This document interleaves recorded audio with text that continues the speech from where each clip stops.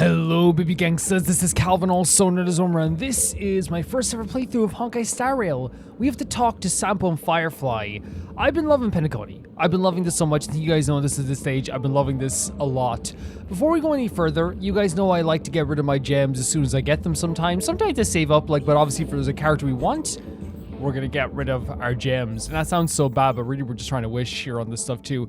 We won't do many wishes, but like hopefully we'll at some point in the next 7 days, I think we will get Kafka, 100%.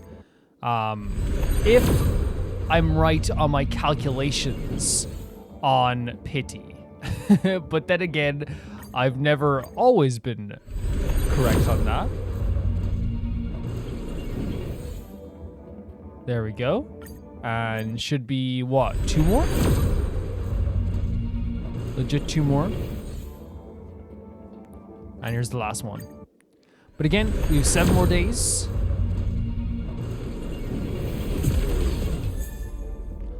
Oh, really cool. Okay, like with Hook. That's really, really cute. Okay, yeah, like I'm literally not even joking. I think we are like literally like 3 wishes away from getting Kafka. So do not worry about that whatsoever. Where we have a guaranteed Kafka, we are like 3 wishes away. Like literally, like by the end of by next episode, I think we could get Kafka. I say that, but here's the thing, I want to make this clear, right? If I don't get Kafka next episode, it's also okay. It's fine. It's not gonna be a crazy, massive, big deal to the point of like pain and suffering. I'll just cry for 10 hours. I'm joking. I'm joking. Okay, let's go talk to Sampo and Firefly. This is a really cool mechanic, right? This is a really cool mechanic. You're back. Are you alright? So people said that this audio is not supposed to be how it sounds at all. Now, what I can do is I can turn the sound effects down. Like, this is what it sounds like if you turn the sound effects down to 0. Sorry to use this scene as like a test, but it was quite fun. Anyway, I'm glad you're safe. It's a tiny bit better, but like, that's 0 sound effects. If you turn down the music. Look at that! You did great! This is the proverbial moment of freedom! Oh? You have earned it. Okay, so for some reason it's like a dotted here as well. Yeah, sorry for using this scene as like a test, but I think we'll put it to 4 maybe, and put this to 4. But then again, I don't want the music to be lost, so we'll put both of them as 5 for now, and we'll see how it goes. We'll maybe change it once we get out of the scene. For some reason, this one scene is not supposed to sound this way. It's not supposed to, but for some reason it just sounds like this way, where like the echo is really loud and the sound effects are really drowning out the characters' voices in some ways.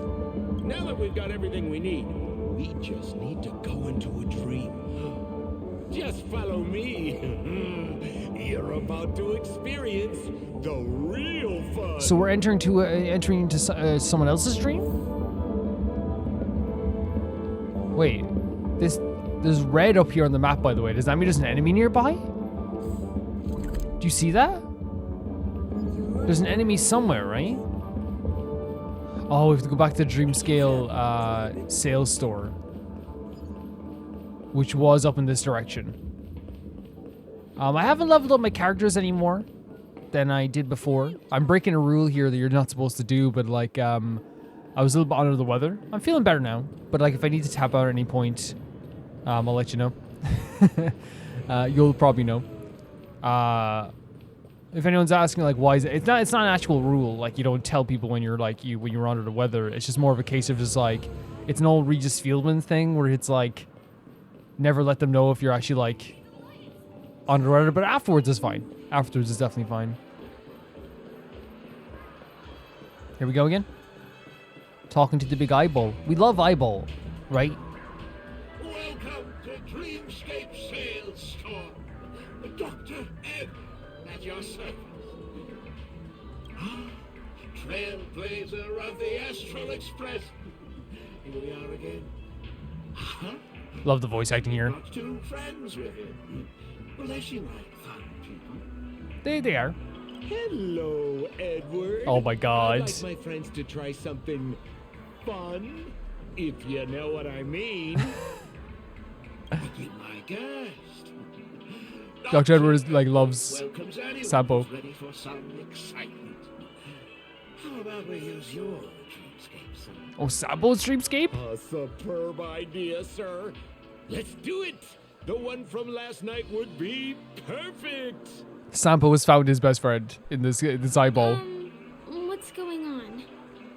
This is a service we offer to our long-time customers.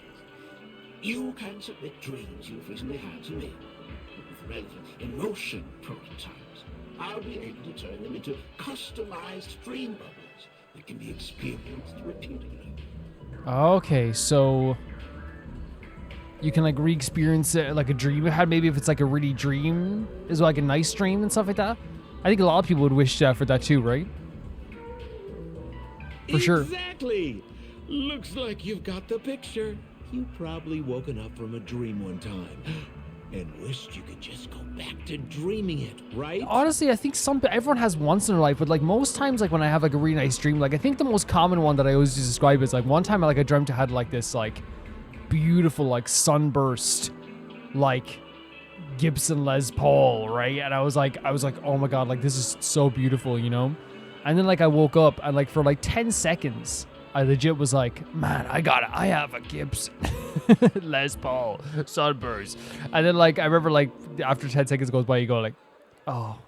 And it's this feeling of like pain, like that's really, you know, it's like so like weird, you know, it's such a weird feeling. But I think it's a common thing for everyone once in a life to like dream something where you're like, man, that's amazing, you know, oh my god, I wish I could dream that again, you know. A dream I wished I could have continued after waking up.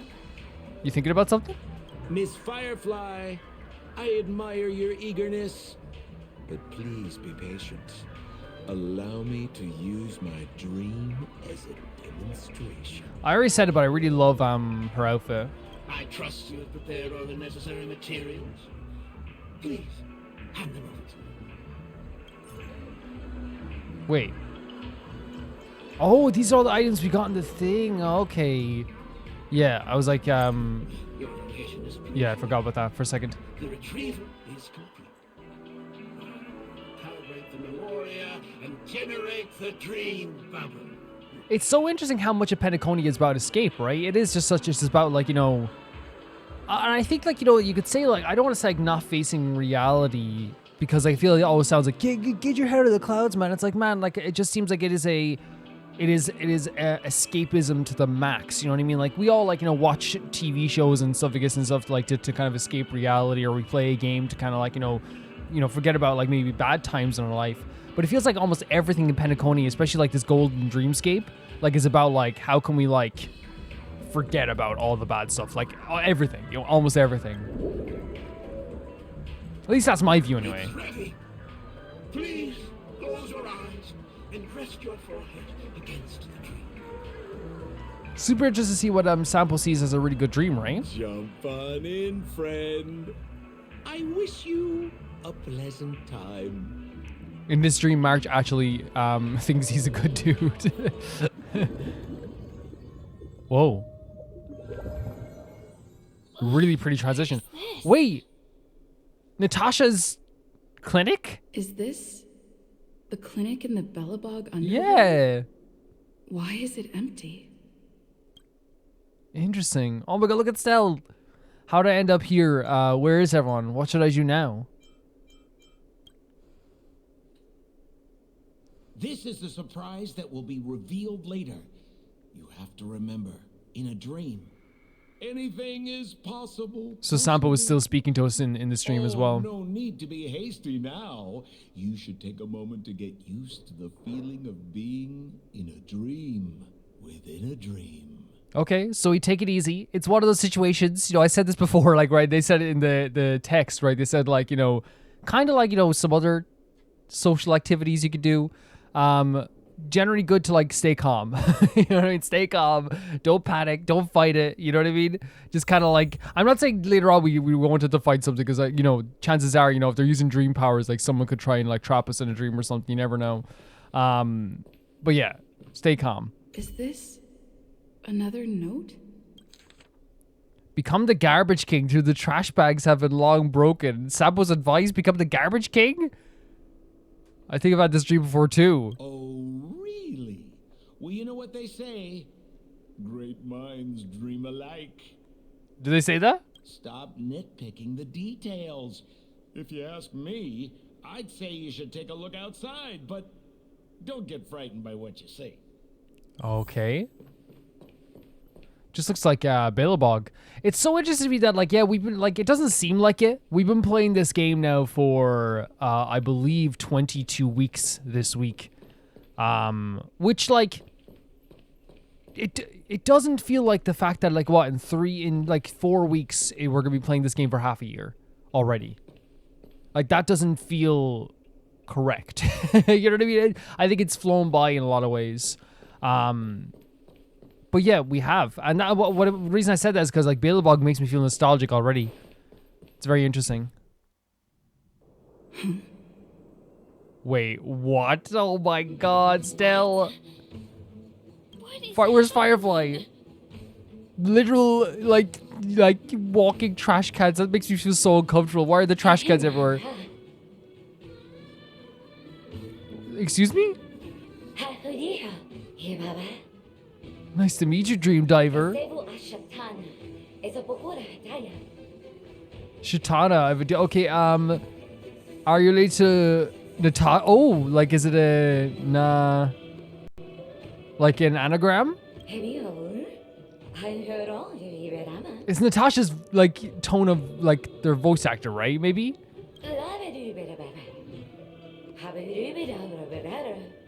Who's Tatalov? Is that another character that's an anagram?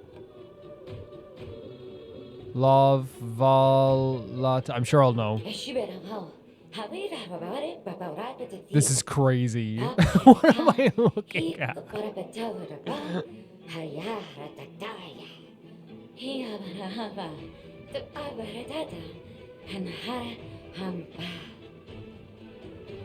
What am I, like, looking at right now? Look at their quads. This is not right. So we're talking about, like, a king of all the trash cans as well. Okay, I guess. This is why does Sample like this dream?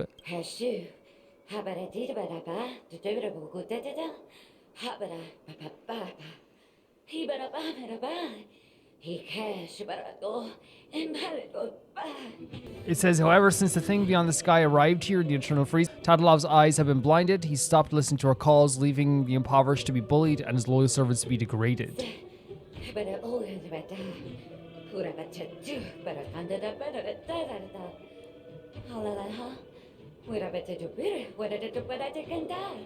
This is crazy. Like, what are we doing? I know it's a dream, right? But the humiliation was too much for us. We intended to help the Garbage King mend his ways under the banner of the Skyfire, but we were no match for the sinister king, who spread vicious rumors among the trash cans to divide us against each other. As a result, we can no longer communicate with another using trash bags. I guess they call it heart. So, like, the heart is like a trash bag. What's happening?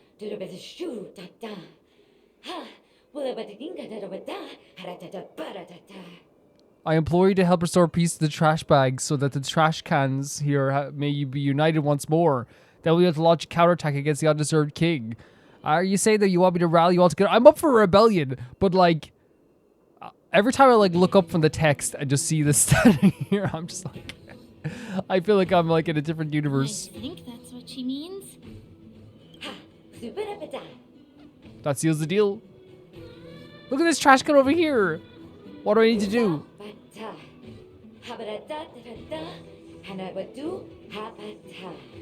You've one mission, help the trash cans with the troubles and collect 3 proofs of trust. You want me to be a cap?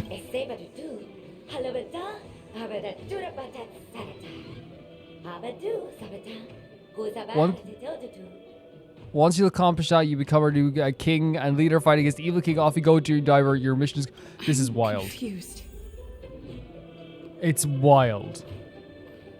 And, like, it legitimately is just like this, like, you know, world of trash cans that for some reason Sample's like, this is the greatest thing ever created. So this guy looks like they need help. Look at this.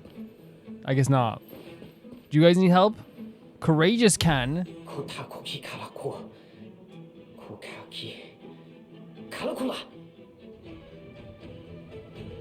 Yeah, so it's gonna be a lot in like their trash can language, so I'm gonna let them read it, okay? I'm gonna let them read it 100%.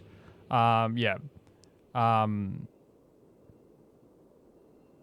Do I kick the door maybe? Strange, you haven't done anything, but the door opens slowly. It turns out this is an automatic sensor door. It just can't sense trash cans.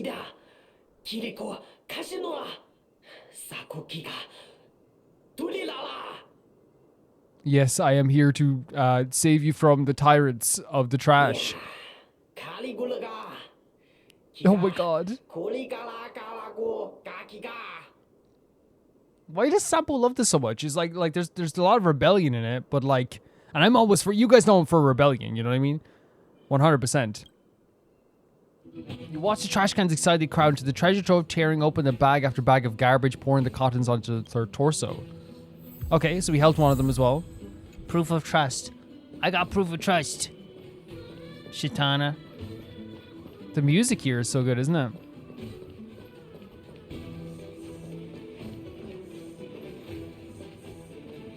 It's just one of the best tracks in the game. 3 trash cans stand around each other arguing ceaselessly about a certain matter.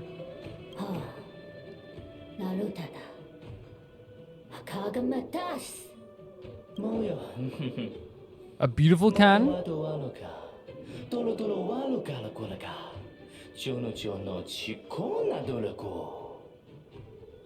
So everyone believes, so the idea of a good, there's even like, there's social standings amongst trash bins?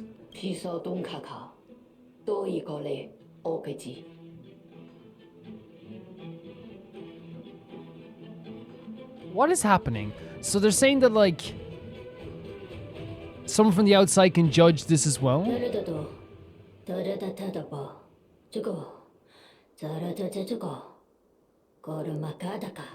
Serious can, I appreciate it, but I don't really need the money. I'll be honest with you, Serious can, I really need the money.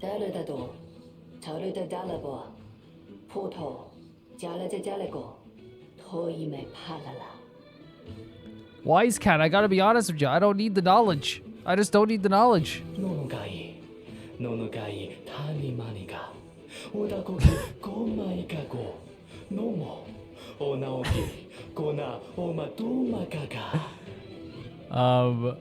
So you say basically like like I would promise you a beautiful trash can. Honestly, like, you know what, a pretty trash can for the house. But I guess like he said, actually will stand by my side. Split gold trash into 3 and dispute evenly.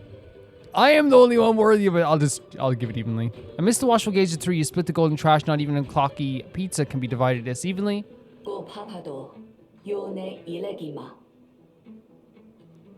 So it's interesting they say like the conundrum that simulated us for so long fixed just like that. Yeah, like a lot of times, like especially with big conflicts, like or even conflicts amongst friends. Usually it's a very simple solution that sometimes you can't see from, again, we always say you can't see the forest from the trees, you know? Yeah. 100%. Yeah, so, okay. Again, I'm having struggles like whether I should read this or not, just because it is in like a trash can language, but I might reread some of it just for people that maybe are doing something else. But like whenever we have a different language on, we just don't usually read it. But like, yeah, you've proven yourself by your actions. It signifies a loyalty and longing. We wish you to have it. Thank you so much. Like that, it's so true, by the way. So many disputes that happen can be solved so quickly. Usually like through like some communication. Usually what happens is like you'll find out like, hey, like I was arguing with my friend for a while. Okay, it's like, and what happened? And you find out at the end of the conversation, you're like, did you try talking to them? Which, by the way, I want to make clear, that's hard. That's very difficult. It can be very difficult. But usually, like, you know, people are like, oh yeah, I didn't even try asking about that. It's like, ask them, you know? This figure trash can stands quietly. Its lid is chipped and faded paint. It's meticulously counting the roadside trash, occasionally sighing or scratching its head, as if struggling to memorize an astronomical number. Oh my god, the voice. Are you here to mock me too, or are you seeking wise answers? I need a proof of trust. It's rare for a can to be so straightforward. I do possess the proof of trust, but now it's lost in the mountain of trash. Love the voice acting. If you want to work with me, I've counted the majority of the trash in the city, leaving only these 3 newly arrived cans. So we have to find the trash. What sort of trash would this trash can kingdom hold? Curiosity Peach, you opened the lid in the first trash can. Unfortunately, is there any different? Maybe Dr. Edward didn't have time to attend to these details. There's a comic book inside this trash can. The pages are torn and damaged. It tells you of an adventure. Tatalov was once a brave trash can with valiance and willpower.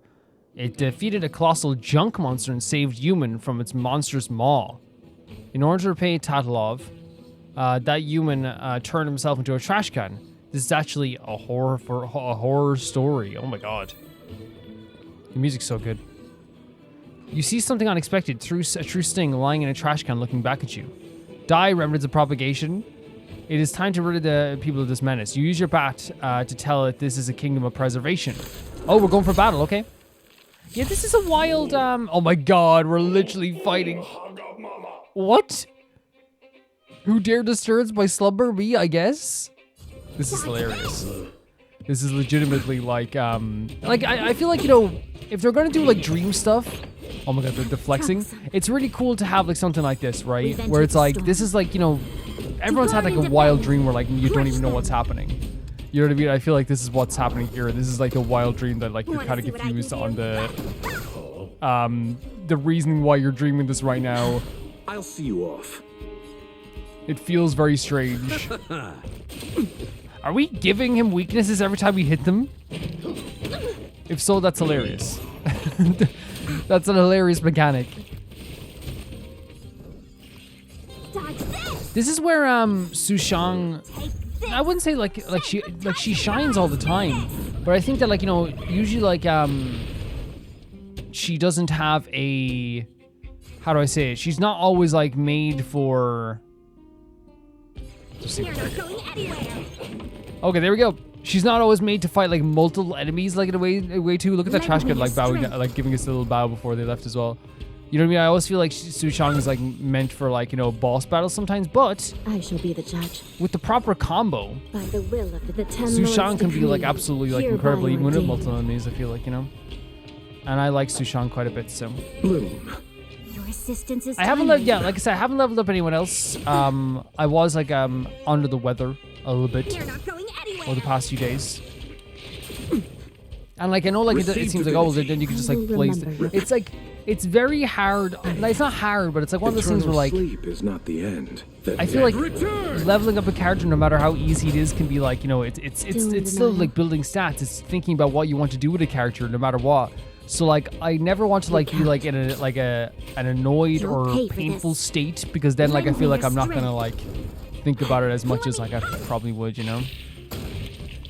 At least that's why I think so anyway. Like, and sometimes I'm just like, yeah, I just don't like, you know, especially when you're like sick. I don't feel like Bloom. I don't feel like leveling up characters. I just don't. I shall be the judge. One left. Like, I've no doubt in my mind that like if Stell did this, like this battle would be over quicker, but that's just because Stell does multiple enemies much better, and Jinglu will probably like end them as well much quicker too. After the loud boom propagations crisis ended, the world is once again peaceful, and the trash can who has endured an undeserved ordeal has returned to its slumber. Thank you, Nameless. I mean, that's what's pretty crazy about dreams, right? Is that like in this dream, not only are there trash can people, but the propagation is also taken over like parts of the trash cans. It's pretty crazy.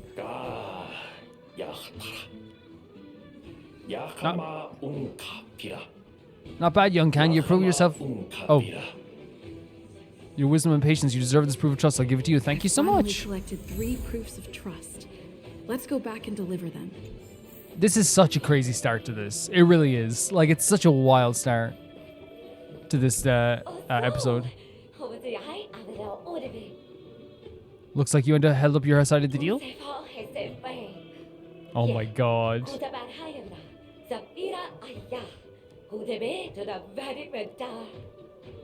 I'll escort you to the throne, the pillars of creation, while you witness the future of people. I cannot wait to see what this is. I wish you success. We're doing a rebellion. Oh my god, wait, what? This is actually rather dark. Oh, this is like the location of the robot as well. Defeat Tatlov the... Is this where the final battle will take place? Not sure how I feel about this. I mean, same, but like, look at this. Like, it's actually like... Such a tragic scene. It is. That's what's crazy, isn't it? That's what, like... That's how tragedy can strike your heart, right? This is a trash can with their lid off their heads. I still feel so sad about it. You know, it makes me feel nervous, honestly. And now we're gonna fight Tatlov. Didn't they say the Garbage King would wait for me here? Are they not here? Look at the lighting up there. Very pretty. Have I been set up? No, wait, what? No! No, wait, what? There's a giant Sampo! What Sampo? What the hell?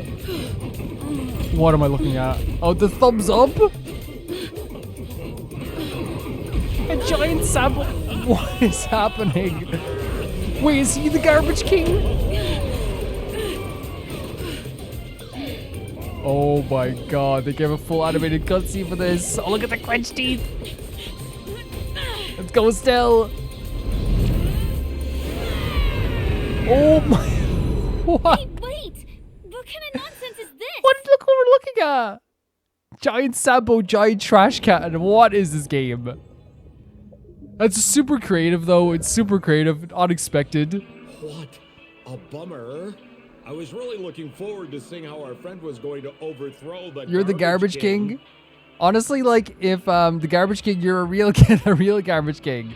I need to finish off with one punch. Honestly, if March was here, this is what March would say. I feel like we should say it in spirit, but I don't want to take March's lines, you know what I mean? That was... it's so strange, like, how, like... I'm always impressed by games who don't have to do something, right? They don't have to, but they do it anyway, and it's so impressive to me. Like, they didn't have to have a giant Sampo attacking a giant trash can, but they did. And it was super fun. You know what I mean? And super creative. And they did a full cutscene for it, you know? There we go. I did easy finish him off. I'm not taking March's line, you know? What a huge pity. Such a meaningful dream came to an abrupt halt because of Miss Firefly. I'm Firefly's bodyguard, so Sampo, act right. I was looking forward to seeing your face when the truth dawned on you. What, that you're the Garbage King? Wait, is there other truths? Don't you want to find out the truth behind the dream? Don't let all that pretty scenery in the dream world distract you from your goal. As soon as you get complacent, you lose sight of the truth. Is Sampo trying to tell us something like very, very serious here under like his usual, I guess, the usual Sampo tone? Don't you think this dream bubble looks really similar to modern-day Penacony? Wait, are we in a dream bubble right now? A small stage is crowded with a bunch of scheming people. None of them want to be exposed under the spotlight, so they all push you to the front. Okay. You're not at home anymore, kid. You've wandered into the depths of the unknown. Let me put it to you straight. Don't let yourself get enticed by that glowing light. I'm gonna be very disappointed if you get bamboozled by the likes of them. Okay. So this is probably more important than we could ever know. First of all, fantastic voice actor as always. Second of all, Sampo is very subtly trying to tell us this place is beautiful. This place is bright. It's shiny. It's gorgeous, right? Everything's so nice. Don't just, you know, be bamboozled. Don't just, like, you know, bow down to this place already. You know what I mean?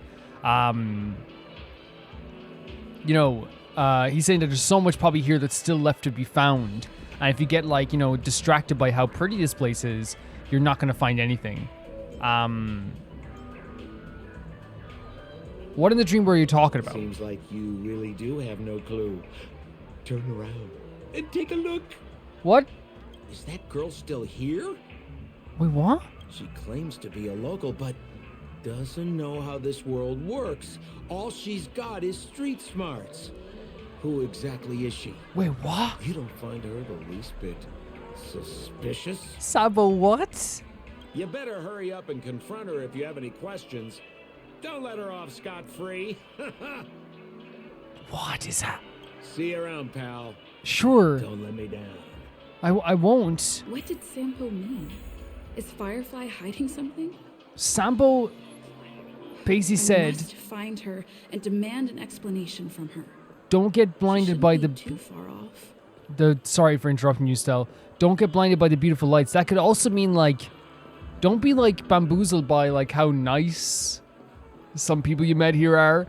And what he said was like, I guess kind of true in a way, where it's like Firefly is a local, but doesn't have like the street smarts of a local here as well. But then again, like I will say though, I've known a lot of people who are local to like, you know, your own area, and everyone knows this, they aren't very street smart. But like Sampo is like, here's the thing. Sampo to me is a goofball. He's a character who like is meant to be like very like he's meant to get on some characters' nerves. That's his job, right? As a character, that's his job. But is it weird to say this, right? Maybe it's weird to say this. In the same way that Dr. Ratio is curt and sometimes rude and sometimes very sharp and sometimes very like snarky, I trust Dr. Ratio with my life, right? Now, I wouldn't say I trust Sampo with my life, but if Sampo is going out of his way to say something to you like this in a very Sampo way, I'm willing to like bite a little bit and go like, okay, you know, because here's, as I said, Sampo is meant to be like a character. It's like, what is he doing now? What is he plotting now? And it's very funny, right? But he's also a character that does, in my opinion, have a lot of like experience with the idea of bamboozlement. Because if he, and it probably is just this, right? Like a bamboozler, you know what I mean, tends to know when they see a bamboozlement. You know what I mean? They tend to know. And like, I don't distrust Sampo in that way. You know what I mean? I distrust Sampo in a way where it's like, you know, if he said to me like tomorrow, like, hey, do you want to go halves with me on like this new TV I want to buy? You know what I mean? I'm willing to bet that like he literally means he's going to cut it in half just to make me annoyed a little bit. You know what I mean? Like, I don't know how to say it. Like, while it's like I said, it's like Dr. Ratio's character. Yes, snarky, sharp, all this stuff. Trust him with my life. Sampo, cunning, can be intentionally trying to like annoy your player character. Very secretive, very like slippery, right? But still, like in these moments, I don't distrust them. You know what I mean? I don't distrust them with this stuff as well. I don't. So let's see what has happened with Fire. I think the best way to put it would be like just to put a pin on that Sampo thing. Is I'm not having a good not always like the best at describing that stuff, but I would say like it's like I don't trust Sampo with like very small things that wouldn't hurt me, but I would trust Sampo to make sure I didn't get hurt, if that makes sense. Like if it's like a very small thing that wouldn't affect me in the long run, I don't trust Sampo with that, you know, because he would do something small that would like not affect you too much, you know what I mean, to benefit himself. But if it came to your life and your danger and your life, your health and stuff, I guess as well, I truly believe that he wouldn't put that in jeopardy. If you get what I'm saying, yeah, that's what I say. You know, that's the way I put it. You okay? The girl turns her body sideways, gazing into the distance as if evading your gaze. After a momentary pause, she finally turns back and softly speaks. I'm sorry. It's okay. You don't have to apologize. I don't find you suspicious. I want you to know what the truth is. Is that too much to ask? Here's the thing. Like, I think all these answers are probably like a bit like what I wouldn't say personally, but then again, that happens sometimes in games. I think it's okay to directly ask for the truth. I wouldn't say I don't. The whole thing of you don't have to apologize, don't find you suspicious. It's like now I kind of do just because Sampo said so, which is weird to say. Like I never thought I'd say those words, but you know what I mean. So maybe we'll just say this, I guess. Yeah, Sure. I think it's okay to ask for an honest answer. You know, I never thought I'd say the words Sampo finds you suspicious, so I do too. But you get what I'm saying. A bamboozler knows a bamboozlement. You know. There are things I'm hiding from you. I'm not a local. And there's a reason why the Bloodhound family is after me. I also have my own purpose for joining you on your journey. Okay, so the Bloodhound Gang was right in pursuing her then, I guess? Because she's not, I guess, at least in their directive. Not saying morally right. But still, I appreciate your help. I mean it from the bottom of my heart. Here's the thing, Firefly. Like, I don't really mind that you're not a local. Like, yes, you like didn't tell the truth, but also you were in a very strenuous situation, like with the bloodhound family coming after you. Like, I'm not gonna hold it against you. I'm not. And my admiration for the Nameless is also genuine. Don't worry about it. You guys have been to a lot of worlds, met people from all walks of life, and experienced all sorts of things. Every day is a new beginning for you guys. Her voice actor's so good. Yeah, like 100%. Like, I'm not like, whilst like, yes, it doesn't feel good to ever be like, you know, to be quote unquote lied to.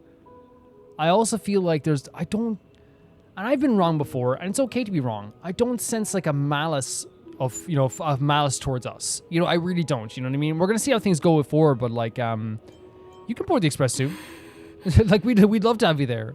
And like, you know, it seems like you want to be there. Can I bring you one more place? Sure. It isn't another tourist attraction. It's my very own secret base. And I'll do my best to tell you everything I know when we get there. Perfect. Yeah. Thanks. 100%. Oh, I haven't checked mail in so long. That's not good. Oh my god. Okay, so no, it's not actually not that bad, but I think it like stops you maybe getting like a bunch of messages. So what we might do is like at the end of this episode, we'll go through like half the messages. We'll go through half the messages next time again. To describe how I'm feeling right now, like I think it's such a beautiful story beat to have Sampo be the one that kind of figures out someone's not telling the truth to us. Because again, Sampo is genuinely someone who is a slippery character who is used to lying to people sometimes. He's lying to Japard is like a full-time job for Sampo. You know what I mean? That's his thing. So it's one of those things where like if you're someone who like spends a lot of time not being totally truthful all the time, you tend to notice other people not being truthful as well. I think it's just an amazing way of writing that story. It's like, oh, she's not telling the full truth to you, Stell. And I think it's cool that it's come from Sampo. Honestly, I think it's a really, really cool way of writing it.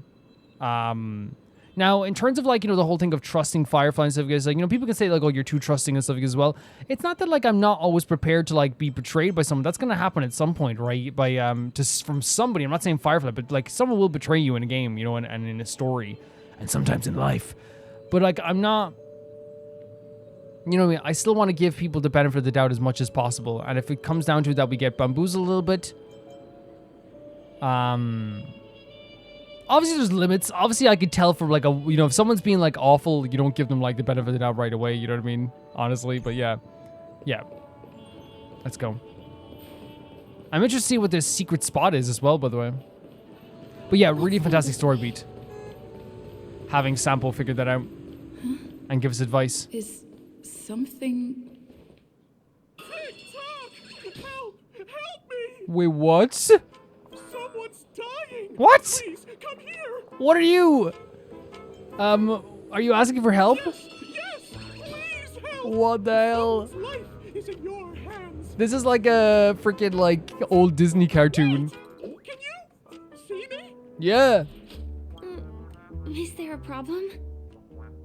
I can see a clock with libs. Can you really see me? Well, you're not supposed to be seen then?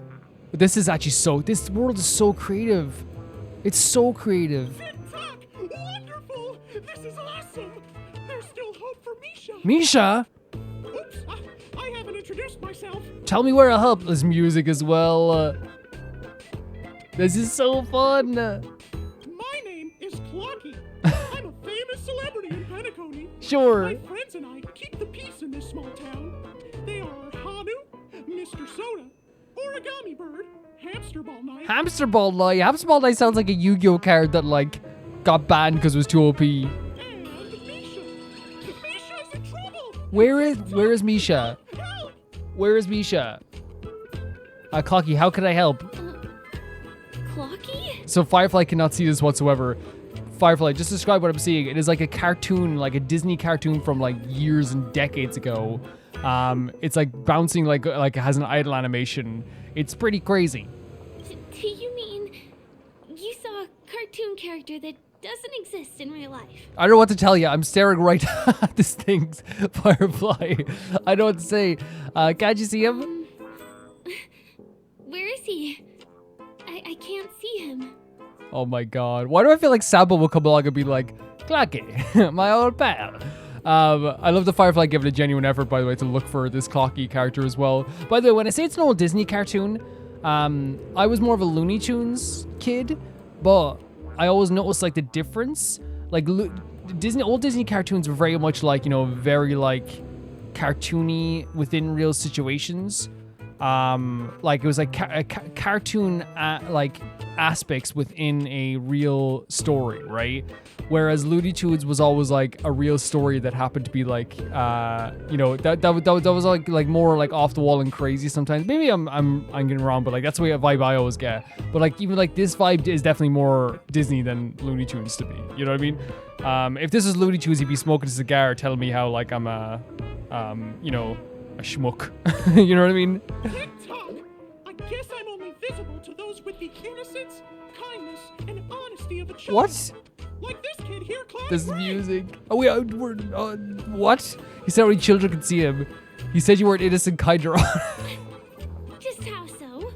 Just how so? TikTok! TikTok! My great friend, since you can see me, then you must be able to That's help quite hilarious, by the way. That's actually very funny. Like only the innocence of a child could see me. That's just Stell. My friend Misha. Let me help Misha. I'm begging you to help him before it's too late. He's begging for my help. He says someone's life is in danger.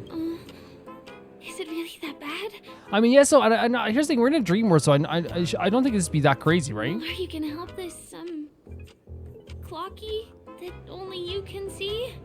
I don't think you're lying, as anything can happen in a dream. We can just head to the place I mentioned later. Thank you, Firefly. That makes sense, right? TikTok, hurry up. Oh my and God. follow me, great friend. I love they're called his gray friend Misha's in now. trouble. He's over there. Let me bring you to him. The name of Misha rings a bell to It's me. the concierge. Anyway, I can never pronounce that word, better concierge. check out what's going on. Honestly, this is like so, again, as I said, so creative. Wait, what the hell? B-Star? Gru? The little Arctic bear cub watches you with his head tilted, flapping his semicircular ears. You're certain no one ever can resist a cute fluffy critter, not to mention it's waving his cute little stumpy arms at you as if it's asked for a little bear hug. How could you say no? Something isn't right? You just realized something isn't right? Have you recovered yet from the rashes of your blind impulse? Didn't you notice this whole time the sign hanging above the creature says Arctic bear? Wait, what sign? Where? Take a deep breath and don't get excited. At least they aren't angry now. Are you still have plenty of time to think about mitigation strategies? Explain what you just did? Seeing as they've chosen to display themselves as an Arctic bear cub, it's not technically wrong to use a corresponding method of petting. Therefore, you decide to. Maybe we should just scuttle. Okay, cool. Okay. Yeah, this is so creative. This is so. I love like the cartoony style of this as well. As I said, it's like. Wait, is that? Acheron, and Misha. There's a crowd over there. Oh my God. Looks like something really did happen. Whenever we meet her, TikTok, he's there. He's there. See, Clockie does not. just shouting at us from a distance. This is crazy. And again, it's good crazy, right? I was all, again, as I said, I was more of a Looney Tunes kid, but like, I definitely think this is like Disney cartoon vibes for sure. Everyone, please stay calm. You leave Misha alone! You broke the rules, and now you're gonna have to Gangster pay the boss. How about Gangster gonna be dead soon? That's my son. So please stop. Yeah. Punisher, boss. Punisher? How did it come to this? You see someone dressed in purple flames who has a look at her eyes like she's killed 3,000 men, and you want to start a fight. Is that Misha? Yeah. That's my son. Who's Misha? My son. See, I wasn't lying. Misha really is in trouble. But I didn't think you were like at all. TikTok, I'm begging you, my brave friend, begging you. Please help Misha. I will. Please let me know what's going to go on first. My baseball bat can't wait to show its might. Yeah, we'll go right in. I'm afraid a baseball bat isn't an efficient weapon. No. What I mean is, we can't solve this problem with violence. Yes, we can. If I beat them up enough, they're not going to want to come back. Tick-tock! Tick-tock! It's all Stone's fault that things have turned out this way. Stone. Of all the lowlifes in Dreamville, Stone's the worst. He's a greedy man who wants to drive everyone out of Dreamville. What the hell? So he can have all the precious stones to himself. This is just life, right? The fact that there's a dream world and there's still freaking bad guys here. He instructed his underlings to wreak havoc in the dreamscape, taking away everyone's positive emotions. What? Since then, the town has been filled with anxiety and disputes. We're no longer a family. Is this all stuff that really happened? As the guardian of Dreamville, I can't just sit back and do nothing. By using the power of clockwork, I can direct the flow of positive emotions in the dreamscape back into people's hearts. That way, everyone can patch up their differences and get along again. Sure, whatever you need me to help, as long as we can like save Misha and Acheron, I can definitely help out, you know? My gray friend, I require your assistance. I have a feeling you'll be able to master the power of clockwork. After all, you're the special one who can see me. Sure, so we have like this extra power, I guess? You're a new visitor to this world, which means we have the element of surprise. I can't believe I'm looking at this. If you take action now, we can catch him off guard. And here's the thing, like, even though it's like weird and like wonderful, I'm never like against this stuff because I love the idea of like weird and wonderful. I love whimsical, you know, I love really like, you know, classic cartoony style, you know, I love that stuff. I really do, and I think like it mixes well within, if you're gonna do it, like doing it within a dream world is perfect. What is clockwork? Here, I'll show you. First, close your eyes. Okay, we close our eyes. Now, our minds have Oh my god, look at this little pose. Can you feel an energy surging through your body? Yes? All you have to do is use clockwork on that cranky gangster boss and inject good emotions into him. Then we'll have won. Can I beat him up first? Please bear in mind that you should never use clockwork with malicious intent. We're the guardians of Dreamville, after all. Tick-tock. No promises. I'm gonna beat up this mob boss.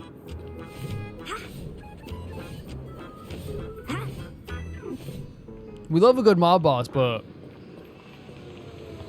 who could be? First of all, okay, you pick a fight with this gal here. Silly boys, and then you see this little baby here, and you make my son have to work extra hard on the weekends. You kidding me?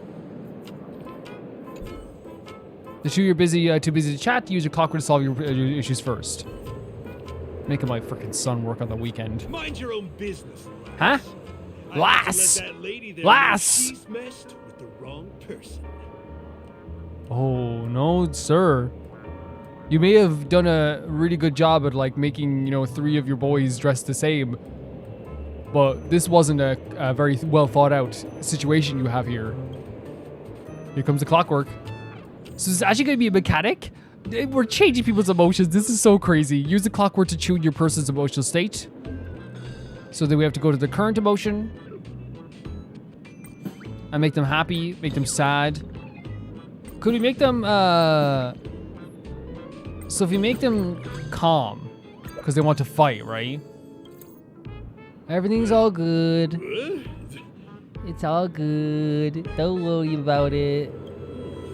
What got into me just now? Hey, he seems normal now. That's wonderful. You did it. I saw the dial and got it moving. I have no clue what I did. You sure I pulled it off? It must have been. Otherwise, why would he suddenly be all calm and composed like this? The voice actor for this Clockie is so funny to me. Oh, was I? It is just Mickey about to Mouse. get into a fight with that lady? Was I crazy? Yeah, you were crazy. We're gonna do the fight anyway. Misha, get my kicking boots. Let's go. Yes, Mom. What's wrong with us?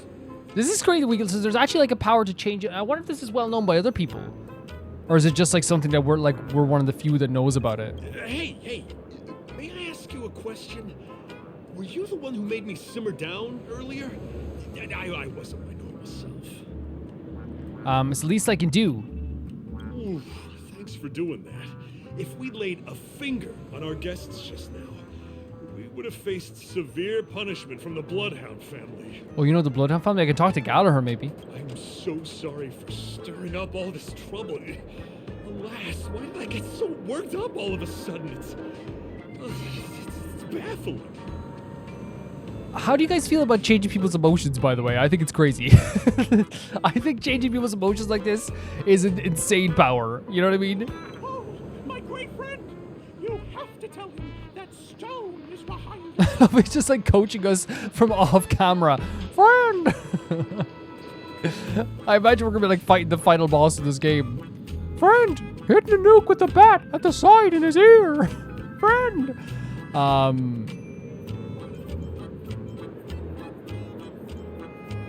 Stone? I'm not sure. It was Stone. Clockie told me. Anyway, I owe everyone a proper apology. Gang, line up and say sorry to our honored guests, huh? Bro calls his group a gang in the middle of the street. Sure. Yeah, sure. Ready? Go! Wait, you all know the same apology? I know there was a little bit off, like, timing and stuff like that as well. That was cool. That's a nice touch. They look really sincere. In that case, can you ask them to leave now? He's just off camera. Ask him to leave! Tell him to go! Tell the one on the right he has nice hair! I appreciate the gesture, but can we have privacy, please? Sure thing. You're the boss. Hey, gang, let's give our VIP some space, huh? Tell him I like his cologne! Clockie! The barking of orders off camera. This is wild to We meet me. again. Are you the one who helped settle everything down here? I am. Misha, are you acquainted with this great friend of So mine? Misha's gonna be able to see Clockie. She's an esteemed Lovely, guest who I okay. befriended recently. I told you about her before.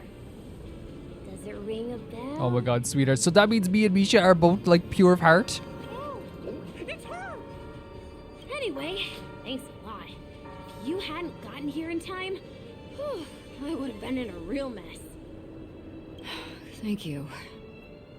I'm surprised we get to see each other again so soon. I genuinely think our fates are tied.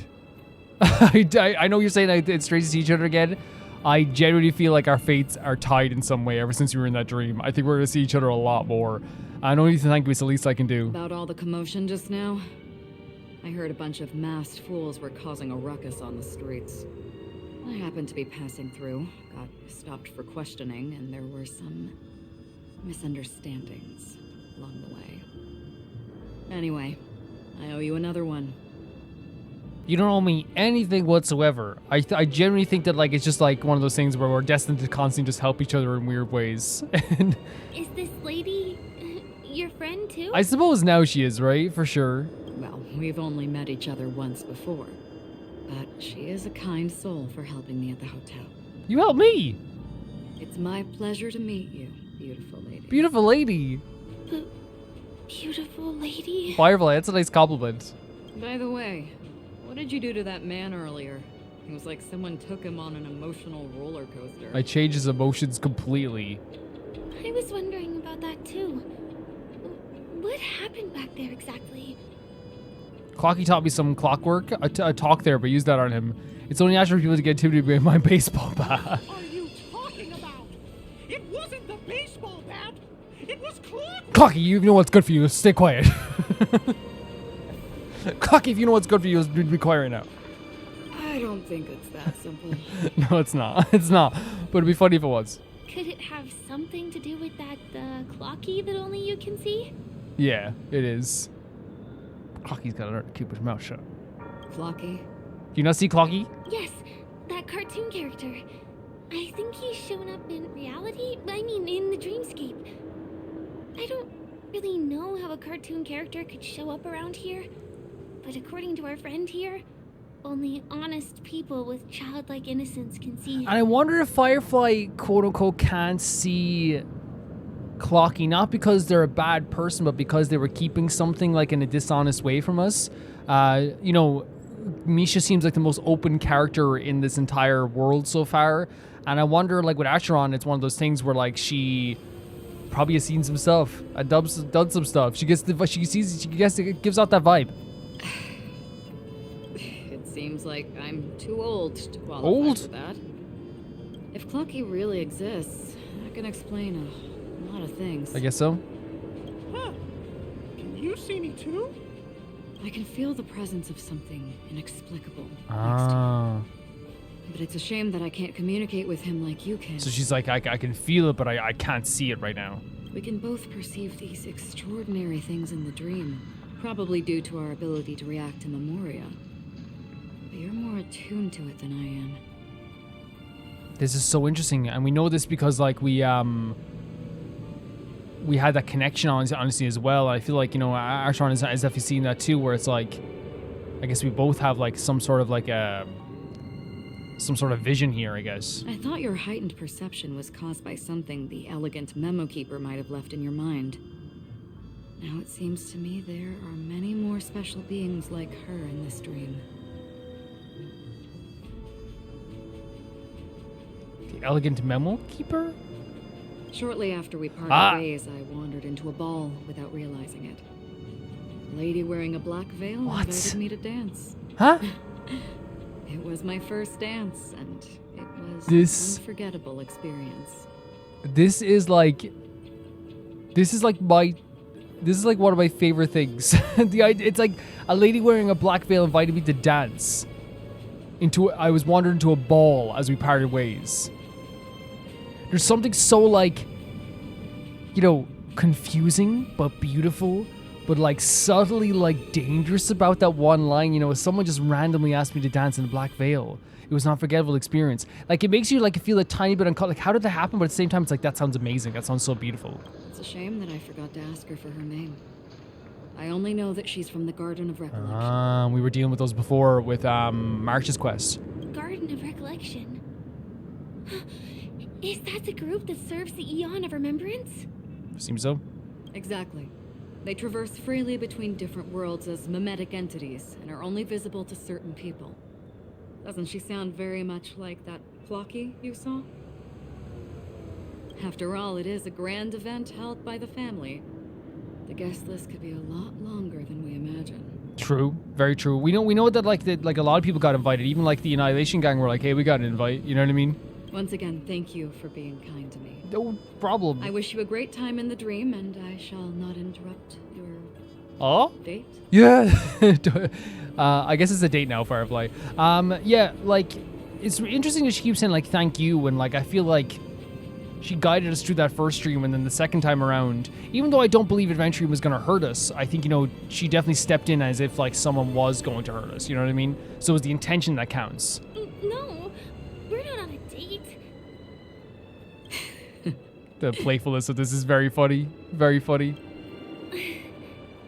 She's gone. Well, shall we? I'll let you get back to your beeswax. Beeswax? Thanks, my great friend. What an interesting... Appreciate your help. Thank you, The Misha. Nameless are indeed a bunch of talented people. Thank you. May our paths cross again. 100%. Well, you're my son, so probably. Paths cross again. Tick tock. Tick tock. Honestly, like a Please very come with me. clockwork emo tuning. That's what I used to call when I like had to tune my guitar really fast before I got on stage in my emo band. Now you know how to use clockwork. Go try changing someone's emotions. Different emotions bring different surprises.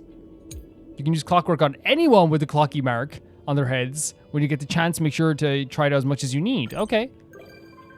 Misha's literally on the express now. That's so interesting. Wait, that's so interesting though, right? Because By some invisible friend again. it's not so interesting because usually like they would get invited to the express after a mission, right? And now I guess technically you could say it's after a mission. Didn't think of that, did ya? That's not 3 birdies, but there's only 1 bird here, Tweed. I never thought anyone would be able to answer my 3 riddles. Guess I'll have to come up the difficulty next time, Tweed. I'll definitely be back, Tweed.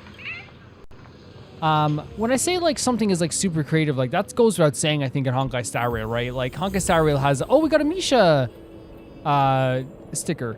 I think Honkai Star Rail in general is an unbelievably beautiful, creative, like, story and visual masterpiece.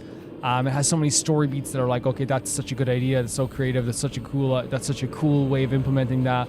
In this, like, they really are utilizing the dreamscape to, like, its fullest potential that you could do. Look how beautiful this looks. Oh my god, it's like blue laundry.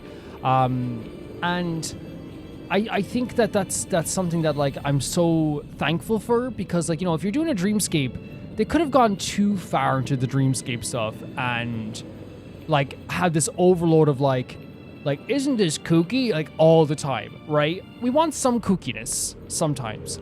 I feel like it makes the kooky stuff even more kooky, because the dreamscape here just seems very, like, beautiful. It's idealistic and all this stuff as well. You look at all this place, it's really gorgeous. Like, the kind of, like, we said, kind of like the Las Vegas-esque, the New York-esque type style of this beautiful place. It's gorgeous, right?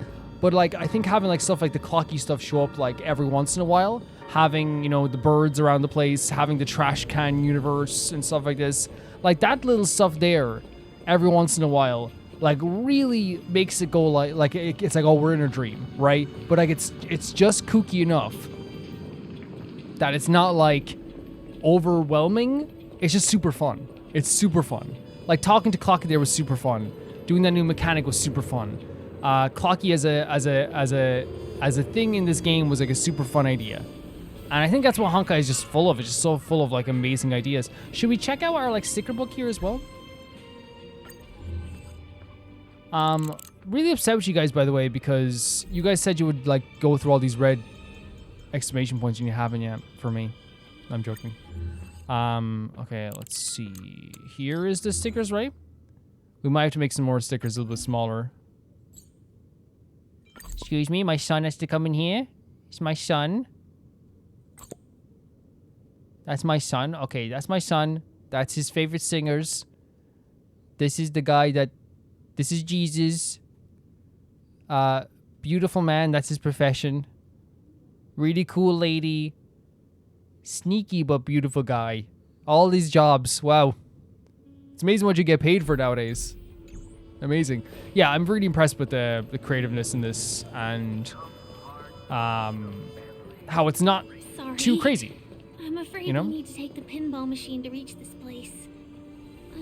You go first, and I'll be right behind you. Like we said, like, you know, the Clockie is a crazy thing. The playing the minigame with the character was, like, a really crazy thing. The trash can world was a crazy thing. But being in an idealistic world in a dream, seeing all this beautiful stuff makes, like, the really, like, fantastical and wonderful stuff like Clockie, like, even more interesting. TBH. Here we go again. I actually like this mechanic quite a bit. So you have to make it up here, I'm guessing? So that's gonna be right, and then rotate to here like this. I'm super interested to see what she's gonna say, though, right? Her secret stronghold is a cafe? Interesting. Here. I mean, is it just a cafe? I mean, I'll sit down. Here we are. This is the place. This place is mighty fine. No, it isn't. No? This is. Oh, what a beautiful manhole cover. Yes, it's right inside. And before we go any further as well, with the characters that we met there as well, like, you know, with the Artron stuff, like, what's so cool about Artron is that, like, they still have such a mystery to them, but there's also, as I said, there's, like, this connected thing between them and with us and them, like with Stella and them, where I feel like whenever, like, they meet, it's like, oh, here they are, they're like, and, like, almost like they have, like, this full connection. It's almost like two characters who, like, are complete strangers but feel like they've, like, known each other forever. It really feels that way. And their willingness to help each other is also, like, very, very cool too. Inside, what does that mean? Just the literal meaning? We're going inside. Let me show you how to do it. It's going to be very dark at first, so you'll have to stay close to me. No problem. freaking love this game. Huh? I love this game a lot. Oh. Hey, let me ask you something. Ask who something? Is following girls around like a lost Oh my puppy God. your way of getting their attention? You've been doing this for nearly half a system hour. Oh my god. She was on the banner, by the way. Remember the fox mask is so cool. Who's following you? Aventurine! Precise, it's been 45 minutes. Time sure flies when you're having fun, doesn't it? Oh my god, and he has like cunning mode on as well. Love the voice actor as always. Spare me. Beautiful eyes, though. They are gorgeous. Are you from Sigonia? Need another hint? I'm an Avgen. Honey? An Avgen? My eyes might not be as pretty as yours, but there's no problem with my vision. Her color coding is incredible. You Sigonians are notorious throughout the entire universe. Liars, thieves, social manipulators, wolves in sheep's clothing. You're really living up to the reputation. Interesting. Now looking back at the conversation between Dr. Ratio and Adventurine, saying when Adventurine lost the stone, Dr. Ratio said that you're nothing, basically like you're basically just like a Signonian at that point, a thrall, I think he's used the word. So Dr. Ratio is even saying that like, in terms of your worth to the IPC, without that stone, it seems that like, at least from Dr. Ratio's perspective, a lot of people are just gonna see Adventurine as just this. And I wonder where this like started, right? Like, here's the thing, like I don't know, like we don't know the history of this place. We don't know what's happening here. Like we don't know like more than this. But I wonder like what started this like idea of like people thinking this way. You know what I mean? Sometimes people, again, this could be like a thing where it's just like not true at all, and sometimes people are just awful. You know what I mean? Or it could be something that like was a rumor that was spread throughout time from people that did hate them as well. Again, I'm always like trying to look for like, you know, the reason behind all this as well. But again, for someone like Adventurine then, who is somebody who is cunning, always has a plan, always wants to make deals, it's one of those things where it's like, you know, someone's gonna be like, oh, so you're like, I guess you're living up to that reputation then, you know? Even though, like, again, I don't fully know Adventurine or the people of Signonia either. I say, you belong to the space under the manhole cover. What? Not in a dream. There's one right over there. Off you go. I'll pass. The gloomy bit mean. shade of a place like that just wouldn't go with my vibe. Dreamville is frivolous, vain, and flashy. And that suits me just... Dr. Ratio described Adventurine as clamorous, right? So like a peacock almost. And I think that like at least for now Adventurine is like trying to live up to that vibe. Also, it never rains here. My outfit is too expensive. It's gorgeous. To be exposed to the it's a very pretty outfit. It's a very, very pretty outfit. I'm really interested in like the Signonian people and like how that like all started and like this reputation aspect and you know, where it started, and so, you know, I'm very interested. Cut it out and go home, you slick talker. We are fools, but we aren't stupid. Right, okay. We aren't interested in playing the friend game with the lapdogs of the IPC. So this character here is basically saying like, you know, like, you're not gonna fool us, man. Like, I know what the IPC are like. And we know that the IPC is here to wrest control of Penacony back to the IPC. And this character's like, yeah, I'm not, I know what you're here for. I know what you're doing. Really?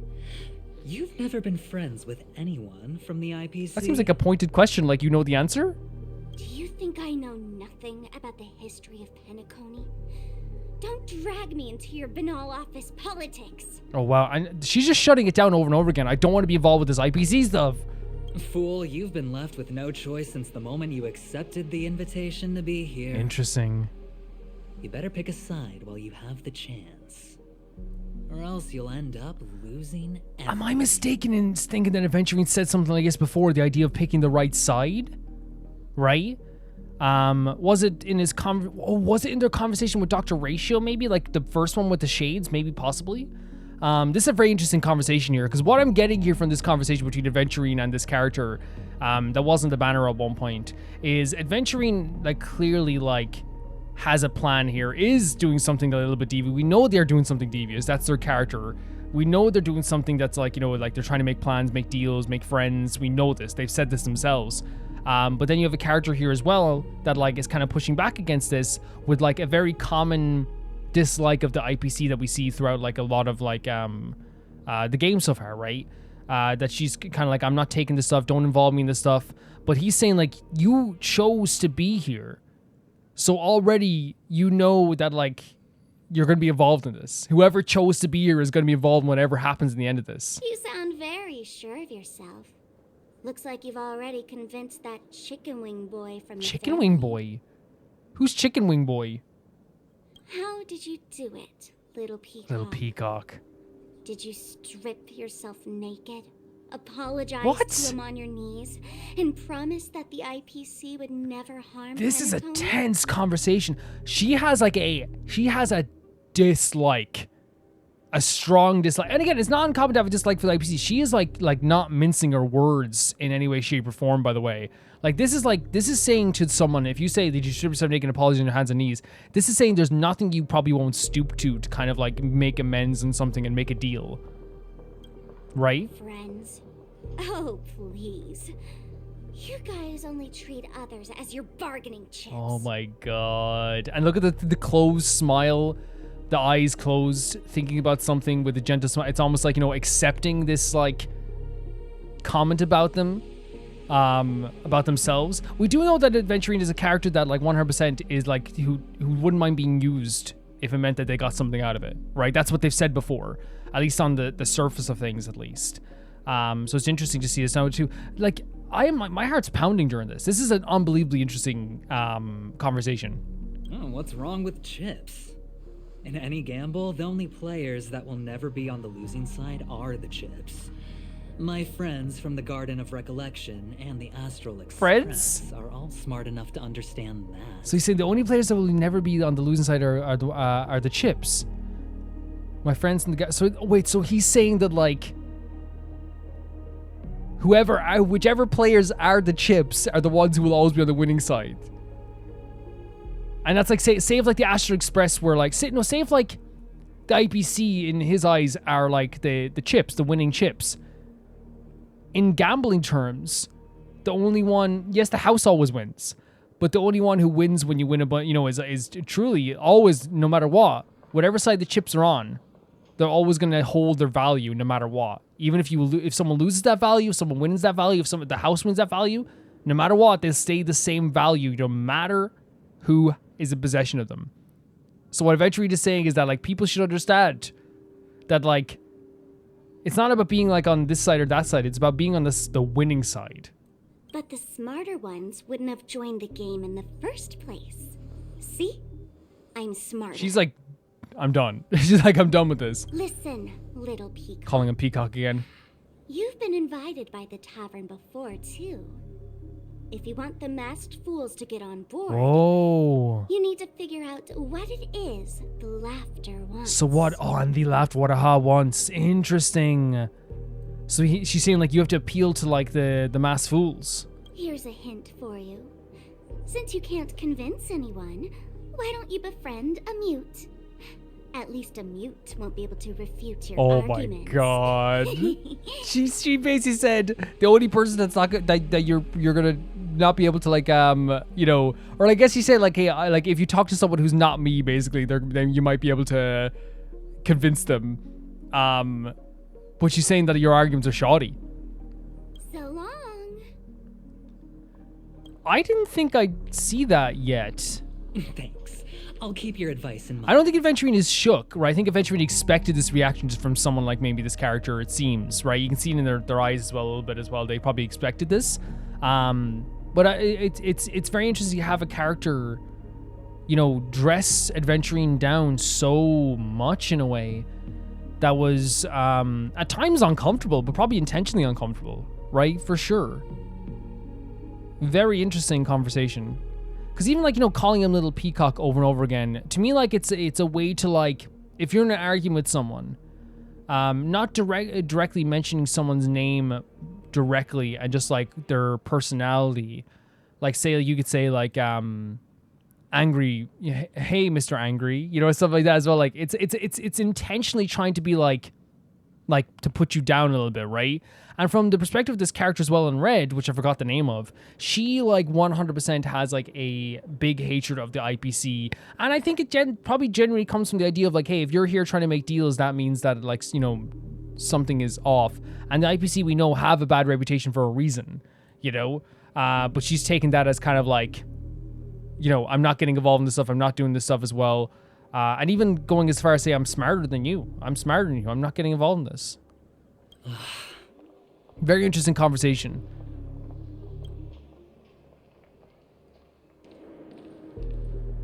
What a pain in the neck.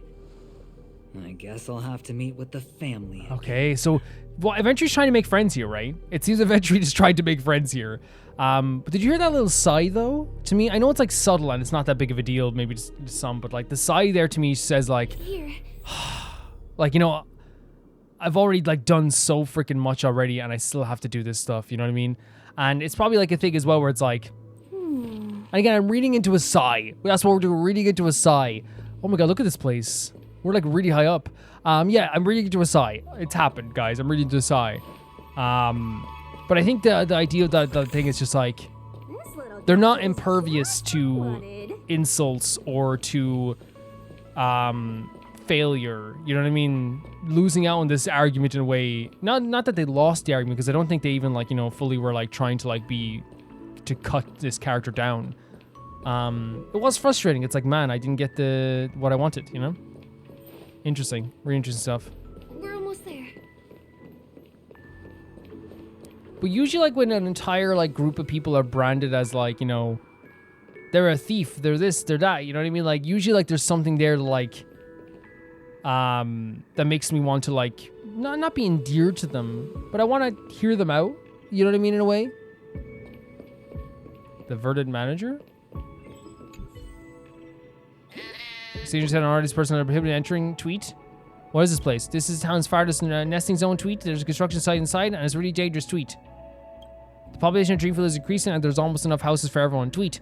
We need to expand beyond the town and build a new home. Tweet. In short, it's dangerous outside. The town and the construction site is very dangerous too. Please leave quickly. Tweet. I was invited here? You flash your dreamscape pass to the bird before you. Tweet, you're Clockie's friend. Tweet, we could use all the help we can get now. Today, some kids run off in the nesting zone to play Tweet. We even asked Brother Hanu to keep watching the area. Tweet. Clockie's friend, can I trouble you to help with them? Tweet. I think for now, I don't think we will. Those cheat kids are probably playing hide and seek again. Please return to the great tree and I'll prepare the gift. Thanks to use Tweet. So there is like a mission we can do, if needs be. Okay. That's fine. That's fine. Anime artist?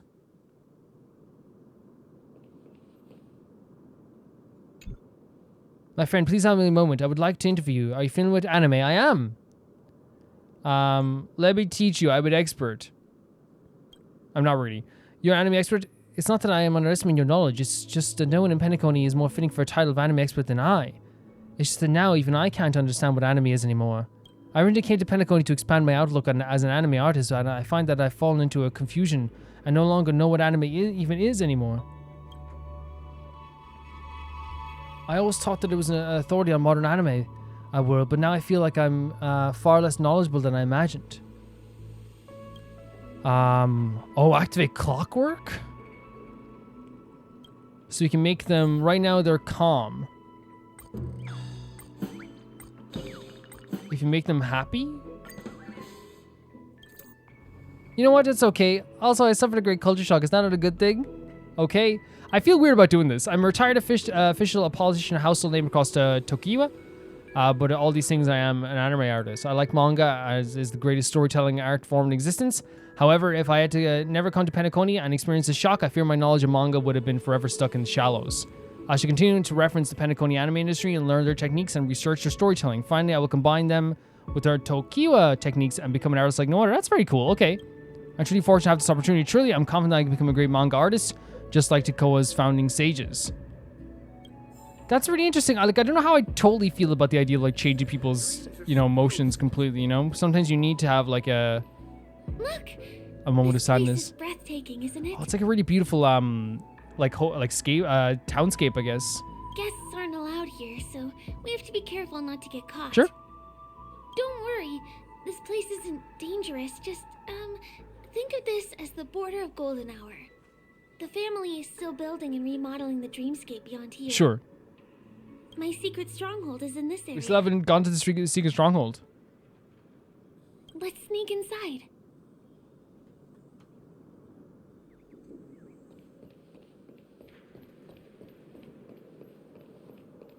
I'm actually super excited to see what this is like. Excuse me, there's a construction site ahead. Unauthorized personnel are not allowed in. Oh, sorry. Like, we're from the Beeswax Not Yours Incorporated. No, I'm joking. Drat. We're caught right away. Yeah, that plan didn't work out.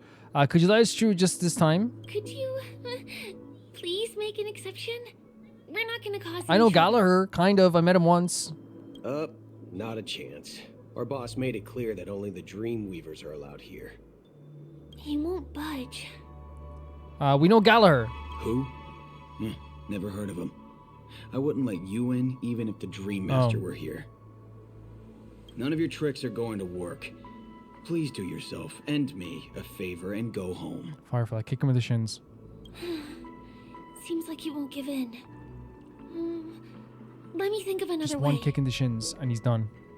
Look at this guy. Perhaps Clockie's clockwork trick Oh my can come in handy. god. This doesn't count as malicious. It's not intent, right? malicious, but like again, it's so to me it's like a very strange thing. People changing people's emotions. I don't know. You're supposed to be here. None of your tricks are going to work. You need to provoke him a bit. Try reading his inner thoughts. So his current emotion is calm. Do we make him angry? They said provoke him, right? How many times do I have to repeat myself? Unauthorized personnel are not allowed at the construction site. Imagine I was like, geez, what made you so angry? Huh? Ugh. Do you two really want to stay here and test my patience? Is this going to turn into a fight? Come on, let's fight. This is You're crazy, asking for right? it. Oh, and I wouldn't be so cocky if I were you. I deal with punks like you all the time. Like having to make someone so angry they want to fight Here us. for nothing, just because you're young and energetic. You idle away your time every day, going around, stirring up trouble. You contribute nothing to society. Jesus, dude, okay, maybe you I don't know. That's like, you can't blame that on the young people, you know. He doesn't have like a real grudge when he says going around, Let me help you spoiled brats learn the hard way. Go, Sweet Dreams Troop. Teach them a lesson. Yeah, it's a pretty crazy mechanic to like change people's emotions entirely. You know what I mean? Let me through. It for sure is. Let's go. Dodge this. Take this. Rise, beat it. Like I think that like obviously it's played off as like a very fun like mechanic here as well. But if you think about like I guess like the implications of it, like 100% it is like Lend me your strength. a weird situation, at least from my perspective. I don't know. You're not going anywhere. I have some stuff for Hanya that improves her speed. I kind of want to make Hanya's You speed chose even the higher. wrong But enemy. maybe it won't matter too much. Let me through. Nice AoE. I love the battle music so much. Darn it! I can't believe I've lost. He's really angry, by the way. Is this the power of you? This makes him very angry. If I'd had that power back then, would we have ended up differently, Mia? Oh my god, what the hell? All right. You can go in. As the winner, you deserve Isn't that kind of crazy? Like, we just like changed this guy's whole outlook, you know what I mean? Seems like he's taking this winning and losing thing a little too seriously. Well, at least we finally get to go through. Yeah, but I like, it's like... He talked about Mia, he talked about like, obviously like this emotional stuff like messes your mind is going to mess with other probably parts of your head as well. That's how we'd end up getting past the guard. That trick of Clockie's really is amazing. Oh, it's one of these. Okay, I was wondering, wait, is this a combat area? That's interesting, right? Wasn't expecting that. So in this area. Want to see what Is that a die? Oh my god, that's so cool. Take this. I guess we can just use attack anyone here. Dodge this. You'll pay for this. Lend me your strength. Still in denial? Recount. Yeah, because the burden is burden's really good. The Ten Lords decree. And it's really good at getting us back skill points as well. Because if you attack someone with burden, I believe you get more skill points as well, right?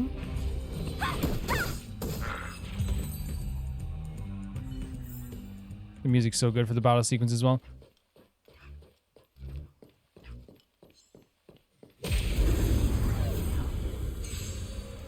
Nice damage there as well. Really nice damage. We could probably get rid of like a lot of this with this, honestly. Yeah. Fantastic. Old Molar. The path ends here. For the rest of the way, we need to borrow the dream. Guys, look how beautiful this is. What happens next is going to blow your mind. Firefly was so correct. This is gorgeous. Holy hell. Imagine like having like dinner up here. Just having a cup of tea up here. This would be incredible.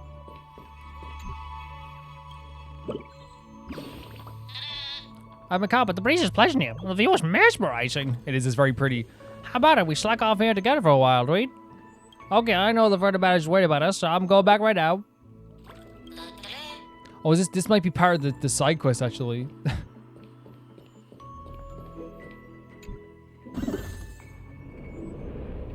Wait. It like created a... Wait, what?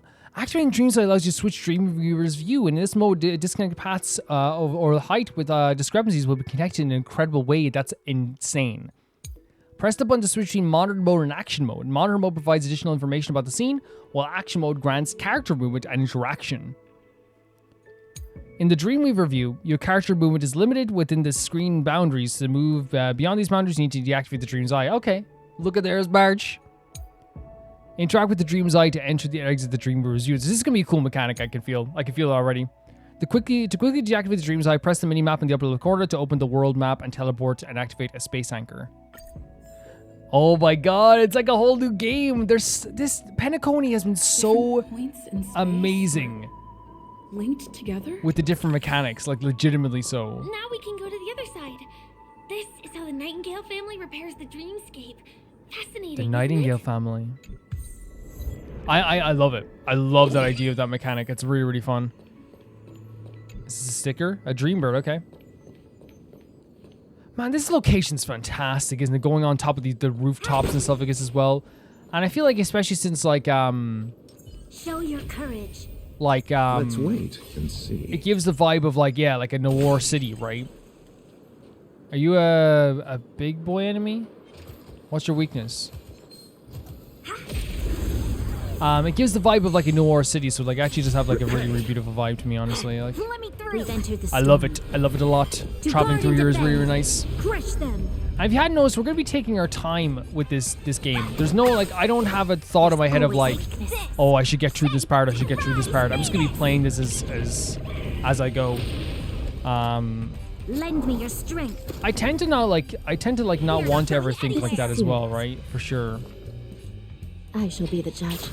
You chose the wrong enemy. I have an idea, don't worry. Bloom. You're the best. This music's so I good. underestimated you. They get 52 turns because they have 52 enemies. Calvin, there's only 5. Oh, really? If there's only 5, explain this. There's 4 now, so you were wrong. Still in denial? Imagine being so wrong. Recount. In this, the day of our Lord. I'll see you the off. day of our Lord, Don Hong. Again, there's a method to my madness when I restore. Look how much it goes up. You see what I mean? There's a method to the madness. Eternal sleep, the dead return! Want to see what I can do? Dodge this! This battle is unavoidable. Lend me I your strength. freaking adore The Ten Lords decree. the battle theme for this. Hereby ordained. You're not going anywhere. I shall be the judge. Nice bit of damage there as well. Nice little break no there more as well. playing nice.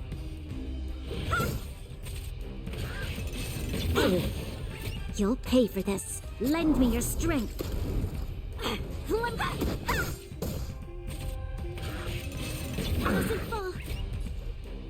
Single again, they have a lot of health, right? They have a lot of health, but I guess this is for like a chest, so that's probably why. I guess this is for a chest. That's probably why. I underestimated you. This battle is unavoidable. This is serious. Recount.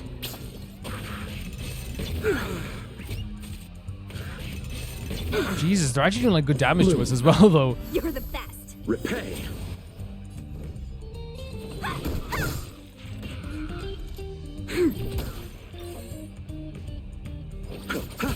Give it up. I underestimated you. Lend me your I strength. love the Bronya Sushang Let me dodge combo. this. Never gets I'll old. see you off. Like it's actually crazy how like I can like literally just like find enjoyment out of just like this simple combo consistently and constantly. It's so fun. Hey! Lend me your strength.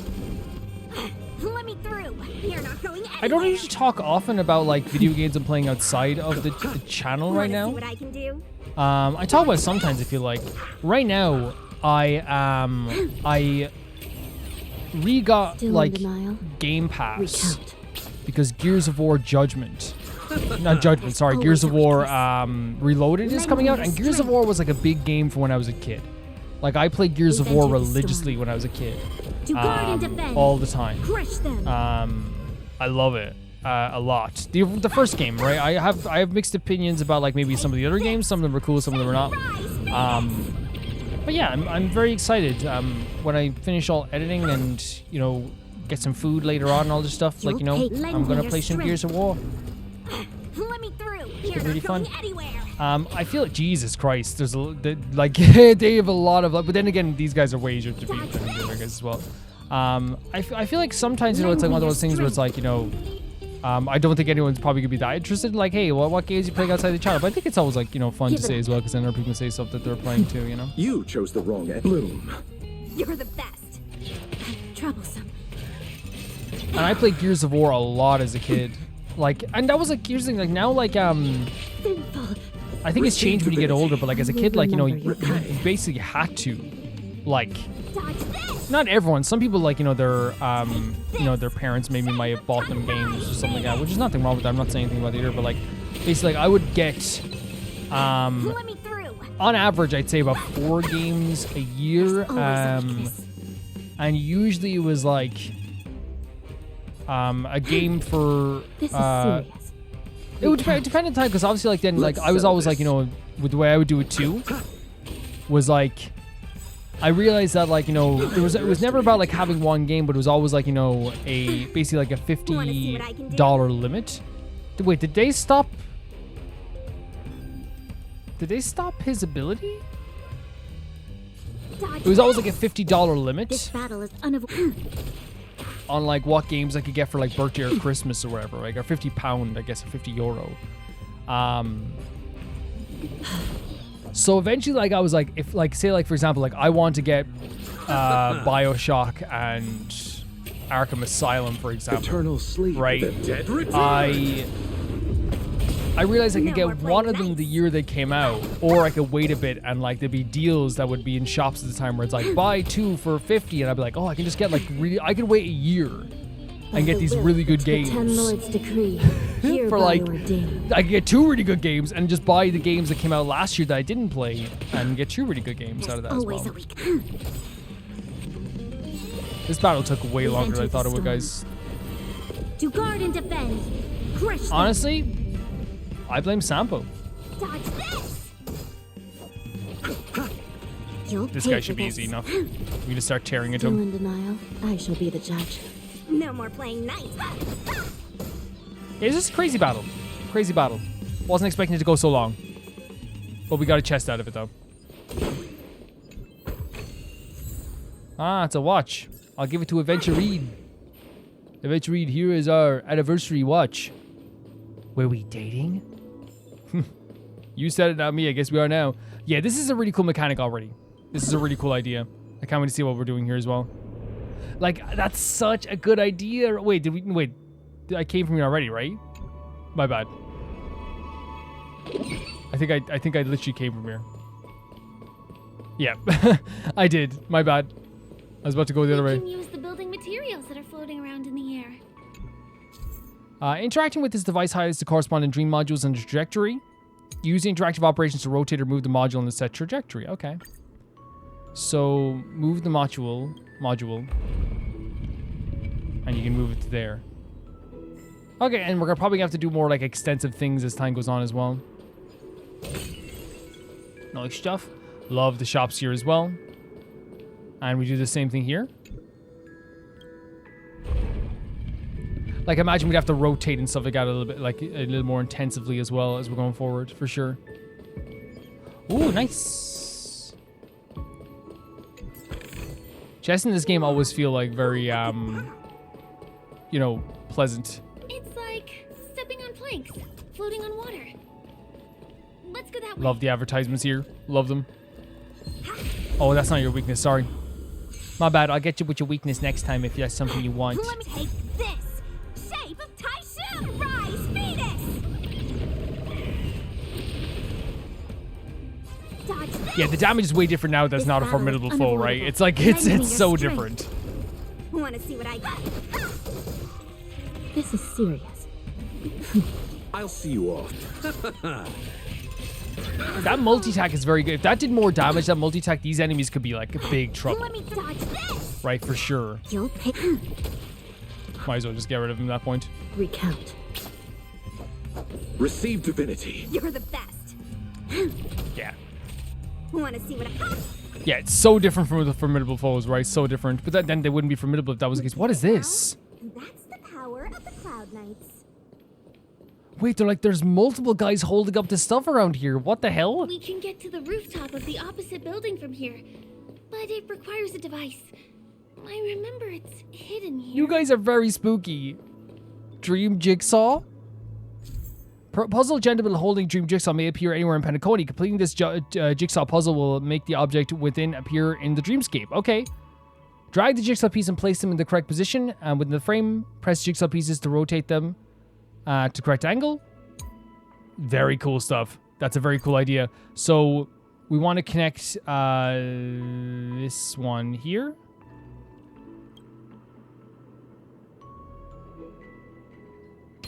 Right? And then we want to connect this one here. But we have to rotate it to here. And then we have to do this one here. And that should be fine. Bam! And it comes I think it's such a cool idea. No matter how They're utilizing the dream worlds so well. Let's go.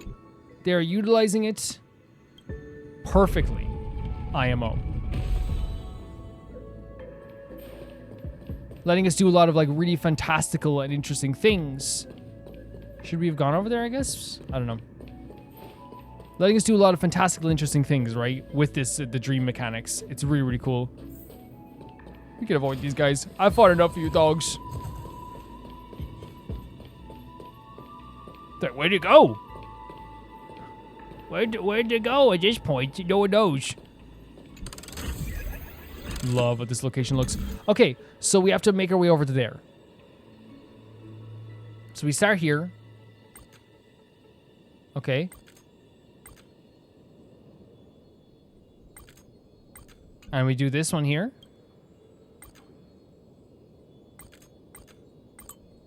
We can't necessarily rotate it yet. So if I do this. And then rotate that over and just have that shoot there, right? And then have that shoot over there, maybe?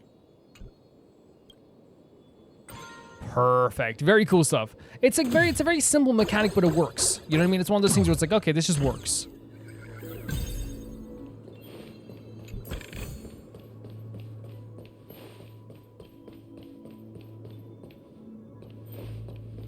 All these guys waiting for your car. Love the posters so much. Love them so much.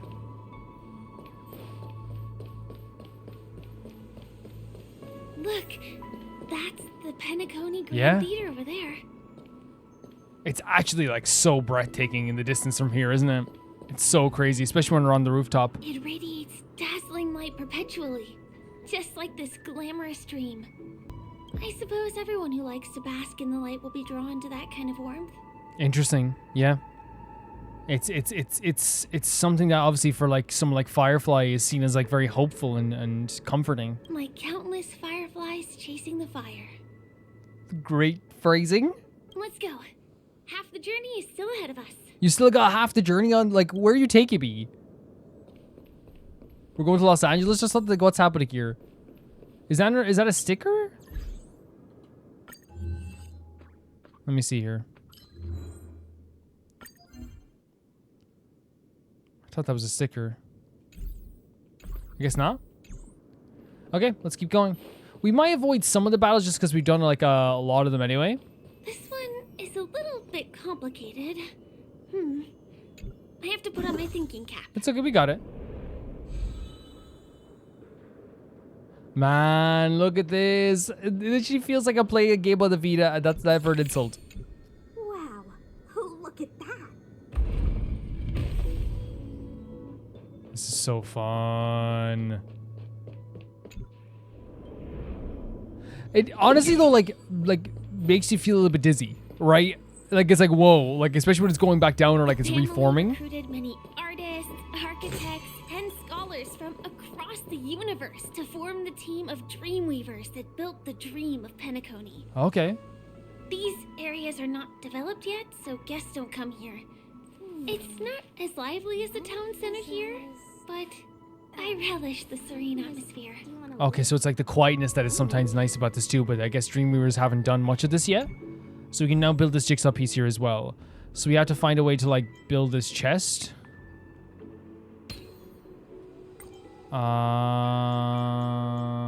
Here. This is this part here, maybe? No, that's here. So maybe something that connects right to this right away, by the way.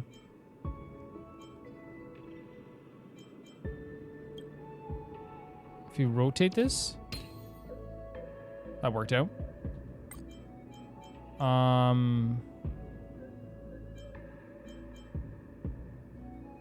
I guess this is like a top piece. Yes. Then we need the top of a star piece here like this. Cool. Then we need the corner of a star piece, which would be this, I guess, if you rotate it. Or maybe you don't need to rotate it at all. Then we need the top of the chest here. And then we need a bottom part of the chest, but I think we need to rotate it a little bit. There we go. Then we need the side of the chest, which is just here like this. Process of elimination. Lovely stuff. This is a really cool mechanic. Again, they're using the dreamscape really well. Dreamlike mechanics. Oh, nice. Just what I wanted. I'm gonna give this to Aventurine.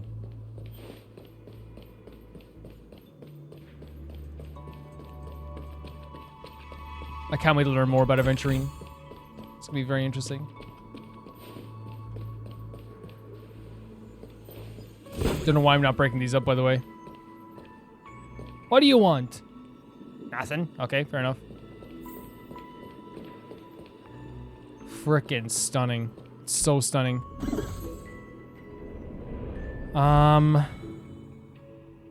It's just literally moving up here like this as well. We moved from that building to this building in the blink of an eye. This would be impossible in reality. Let me see what's down here. I'm getting curious. Hold on a second here. Let me see what was down here. I love the way we spin them as we attack them. Let me through. Take this. Surprise! Oh, we shouldn't have done that first, but it's okay.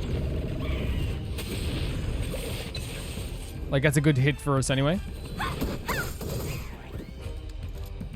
Lend me And your Sushang's gonna strength. get to go 3 times anyway. You know what I Wanna see mean? I can do? Dodge this. Yeah, like they're is almost serious. already gone. You chose the wrong enemy. Yeah, the multi-attack is very cool in fairness. Like from their perspective, Lend from me the your enemy, I mean. Like if it was imagine like that chipping away at you like in a boss battle as I'll well. see you. You're pretty tough. Is there a chest down here or something? Oh, there's like a whole different thing here. What the hell? The Cloud Knights. What is this about?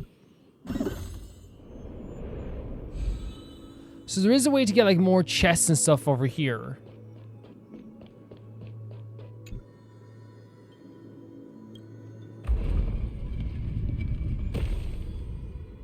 So if we do this, I love this top. Again, like I'll be honest, like I'm not a massive fan. It's not my like dream to play games like with this isometric view. In fact, like usually it's not something I'm very into that much at all usually. But like when it's done in creative ways, I'm definitely like very interested in it.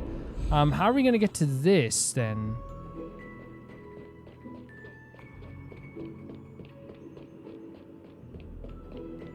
Because we can't just make it over here.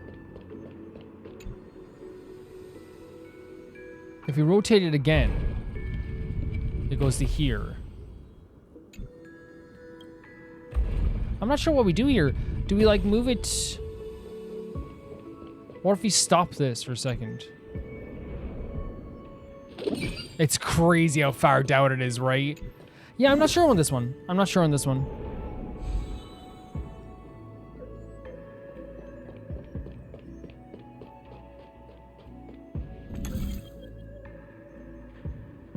Because there's stuff over there too. Look, I'll come back and do it. I definitely will come back and do it. And we'll figure it out. What's great about these spaces, I think you can just go back to them, right? You can go back to any of these spaces and do this stuff again. Go back and defeat enemies, do all that stuff. Yeah, 100%. Love how good the sky looks here. So nice.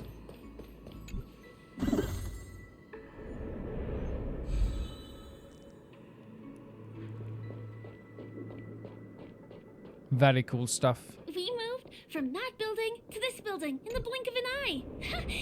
This would be impossible in reality. I mean, that's the thing. It is like, it's as you said, a great showcase of how to do this type of like, you know, dreamscape stuff. Just what I wanted. Oh, Calyx. We'll take that. Are you kidding me? Oh, there's people up here already. But now we have to create The this. same routine. You've mastered it, right? It's fun. It's super fun, Firefly. I'll be honest with you. Find all the scattered jigsaw pieces. What? Some jigsaw pieces are unstable and may have moved to another location in the scene during the interaction. Follow the instructions to retrieve the scattered pieces and complete the puzzle. I mean, I'm okay with that too. Introducing new mechanics as well. So there's one down here. I love the opaque glasses. Hey, you okay? What exactly went wrong? Your life? Is something happening? I didn't mean to say his life went wrong, but I'm saying is something happened with your life? So glad, or because I've been working overtime for 2 months. Why don't I have any inspiration today? You seem distressed? Who's there? Me. Why are there guests here? You know what? I don't care how you snuck in. Just leave me alone. If you prevent me from finishing my work on time, I'm gonna make you pay for it. Seems you need to find a way to uplift the Dreamweaver, so I guess we can, like, do this again. Again, like, you know, this is a mechanic we're using. Wait, what? This person's emo gear is missing? What the hell is happening? We can obtain the acquired gear using emotion absorption. Okay. I feel there might be gears close by. Let's go find them. This game is crazy. This game is crazy. Wrong. I should have used, yeah, I keep getting, you know, we have to be weary of that for sure. Eternal step. Dead return. Yeah, so we have to, like, find a gear, I guess, like he's so out of whack that even his, like, gear is gone. Take this. Rise. This music, man. It's so good.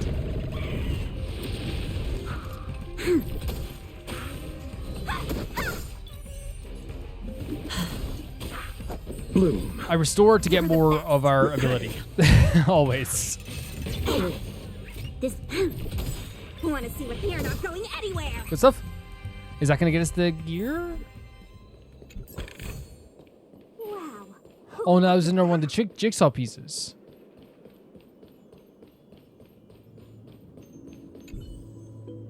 You see, I told you this would be a great spot for a date, right? Check it out. Isn't the view enchanting? It is gorgeous. That's impressive. Got a lot of ideas. Good ideas you do. This place is a great view, and you can see all the golden hour from here. How are we going to leave? We're not climbing the ventilation ducts again, are we? Well, there's gotta be a way. Don't think about that much stuff. Let's just enjoy what we got right now first. Oh, so you get happy gear off other people. So their happiness we're now using as like a way to like manifest happiness into this Dreamweaver. What exactly went wrong? Interesting. Okay, so then we can just make them happy, right?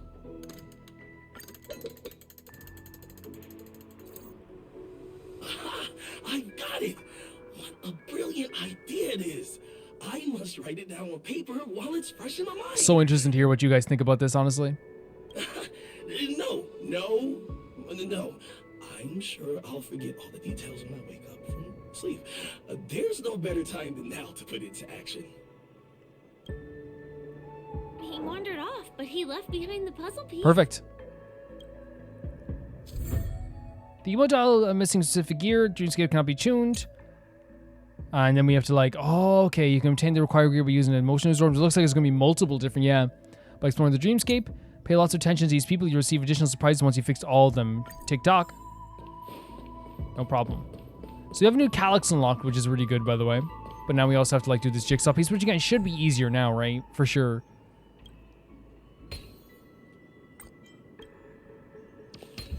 There we go. See? I knew I could do it. Support guide will appear in a certain specific order, specific overall gameplay. Follow support guide and finish the corresponding operations to arrive at the destination for the current mission. They're definitely throwing a lot of the mechanics at us right now, but I'm not like, you know, I think it's actually cool that we have like a bunch of different mechanics to play with here. It does make it feel like a new world, at least. We're not here. Investigate.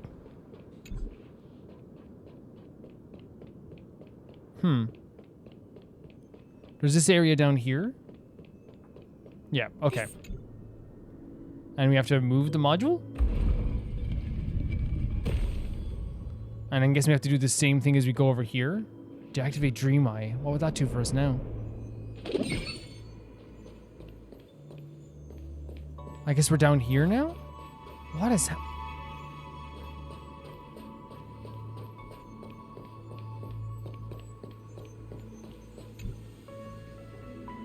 Because we have to move the one over here, right?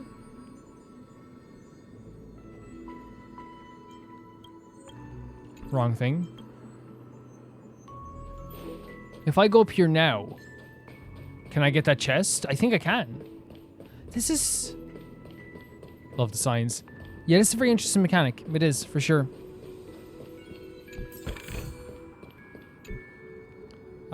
Move the mod. This time we move the module over here. Will that do something for us?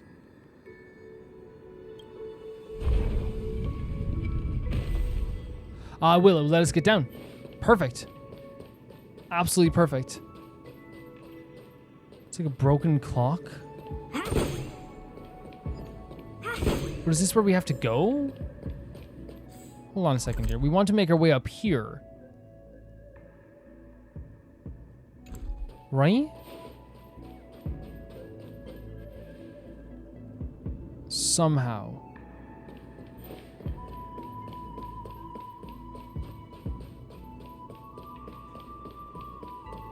I just find this all very interesting.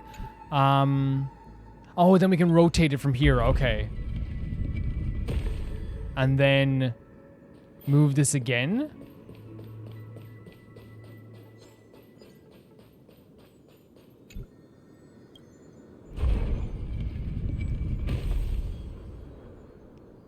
No? This is super interesting to me. Because this isn't going to lead us anywhere.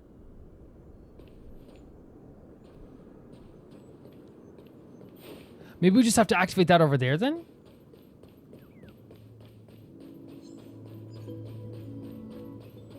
And that will bring us into a different viewpoint maybe?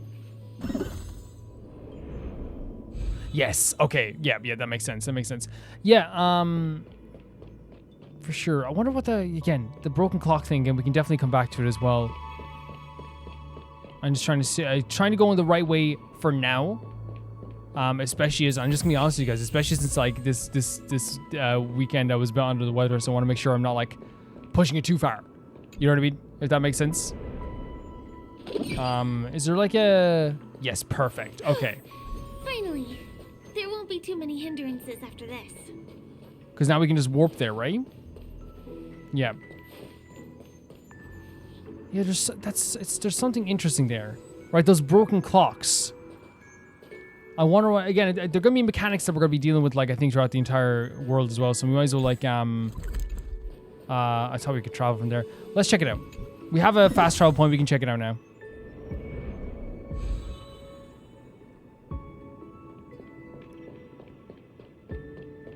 We can literally travel back and forth here again, so...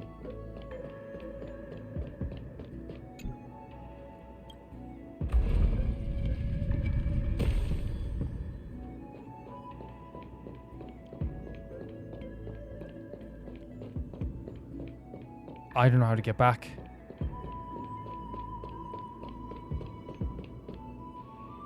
Okay, we'd have to do a lot of rotation. Okay, sorry about that, guys. Okay, that's fine. Yeah, the thing is that all this stuff is still here. It's still here. No matter what. And we're about to maybe go into... Wait, what's that? I thought it looked like a dinosaur or something up there. It looks like it's a machine that we can fight, though. So let's take care of some stuff here. Show your courage. It is a dinosaur. What the hell? It wasn't guarded the last time I was here. Half my frequent comings and goings started drawing attention. I wonder. I don't think we can get around them. Knocking them out is the only way to go. Oh, it's a freaking dinosaur, chef. As long as this baseball bite has found its purpose. Let's get rid of them.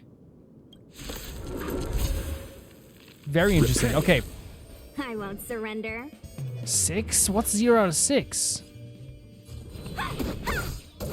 You'll pay for this. We've I don't know what 0 out of 6 is, but I guess we're gonna be dealing with it within this battle, so.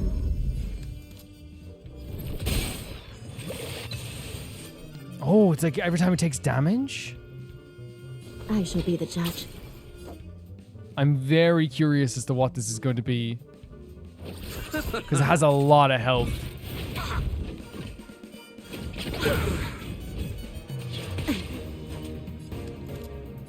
Oh my god, the music is so fun. Let me dodge this. I'm so worried what 6 is gonna... Is it gonna do like a counterattack of some kind?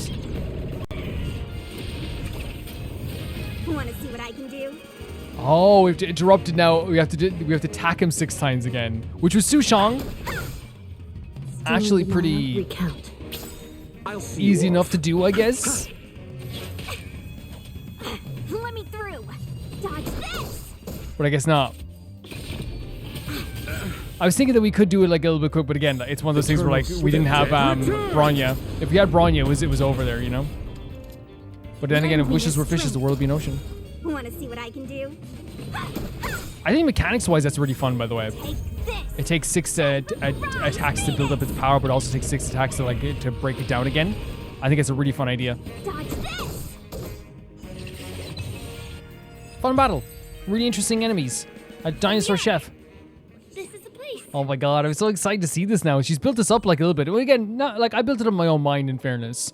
It wasn't poor Firefly. Singing? What? Where is the sound coming from?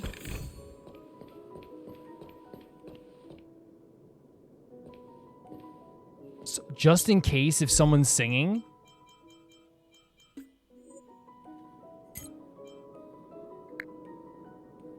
Right? Let's bring it back up to where it was before. I'm super excited to see what this is. The depths of the dream edge. Whoa, look at the light. Have you heard of this song? It's called If I Can Stop One Heart from Breaking by Robin. Her songs are played in the Dreamland from time to time as the Charmony Festival is drawing close. I can hear. Oh my god, I can hear it. Guys, I know it usually is too loud. I have to.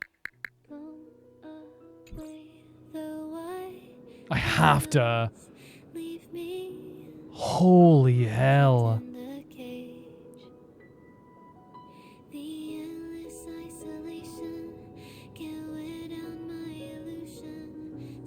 Oh my god.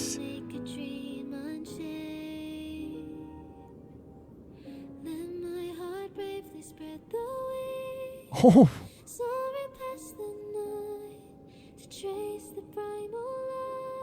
I'm getting like teary-eyed. This is so stunning.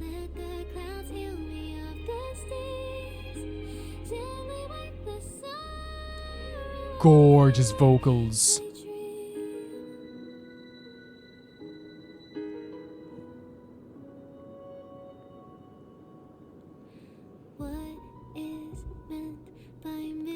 I think music can be such a powerful thing in any video game, right? But to hear Robin's vocals, like, it's something so like instantly emotional. It hits you right in the heart. She's such a fantastic and beautiful voice. But you know what? Like, I'm trying to describe how I'm feeling here. My heart feels so full. I feel like tingly. But like, oh my god.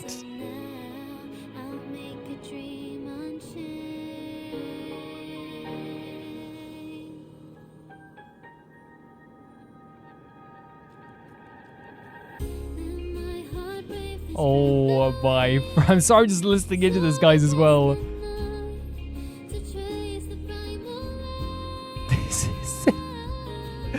This is like a top 3 Honkai Star Rail moment for me.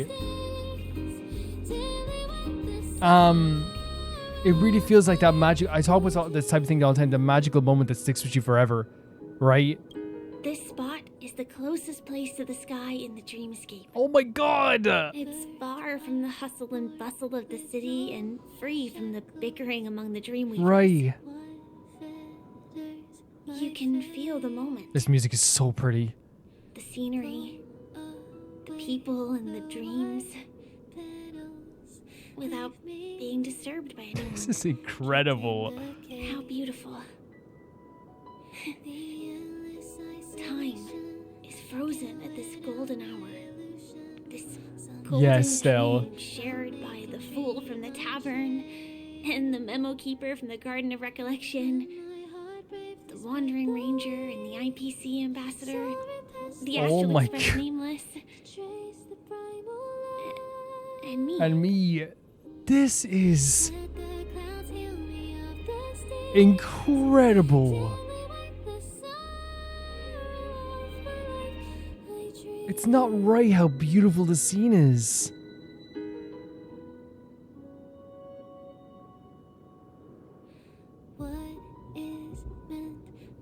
And I love this message as well. It's like all these different people from different walks of life, different groups.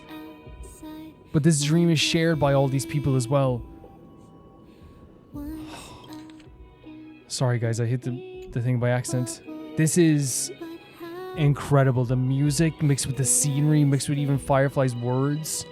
This is a top, like easily a top 3 scene so far in this game. Oh my god, this music. Everyone falls asleep here equally, regardless of our different agendas. Almost the perfect music beat. But yeah, what she said is like that's so beautiful. It's like everyone falls asleep in the same way, you know? Stunning. Like absolutely incredible stuff. I'm sorry. I really am a stowaway. You showed me this right? And I kind of got that idea now, like if she was running away and if they were looking for her. But I'll say this right now, right? You showed me this. No one with an unpure heart could know about this place and love this place. I knew I couldn't hide it from you. Firefly, I'm still with you all the way. All the way. My hometown was destroyed a long time ago. For real? It was probably the doing of the Legion or the Swarm, but I'm an interstellar refugee. Oh, Firefly. Just like many of the Penacony locals. Oh my god. She doesn't have a hometown to go to. The Harmony accepts everyone, including wanderers from afar. The family takes them in, but they don't belong here. Searching for a place to belong is Firefly? In this splendid metropolis, some have a dream called Penacony, but some have dreams that are no different from reality. Wow. This music. Everyone who comes here harbors the same motive in the beginning. This... It's magical. It's mesmerizing. It's emotional. The music, the scene, the description that we're now getting from Firefly. This is a perfect scene. It's perfect. Oh my god! I have a wish I want to achieve so badly in the real world. But I can't. So... Holy F. I want to give it a shot here. That is so beautiful. That is so beautiful. It's such a beautiful sentiment.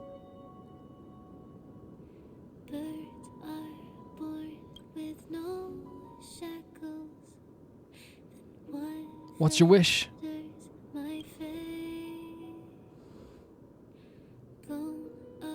Entropy loss syndrome.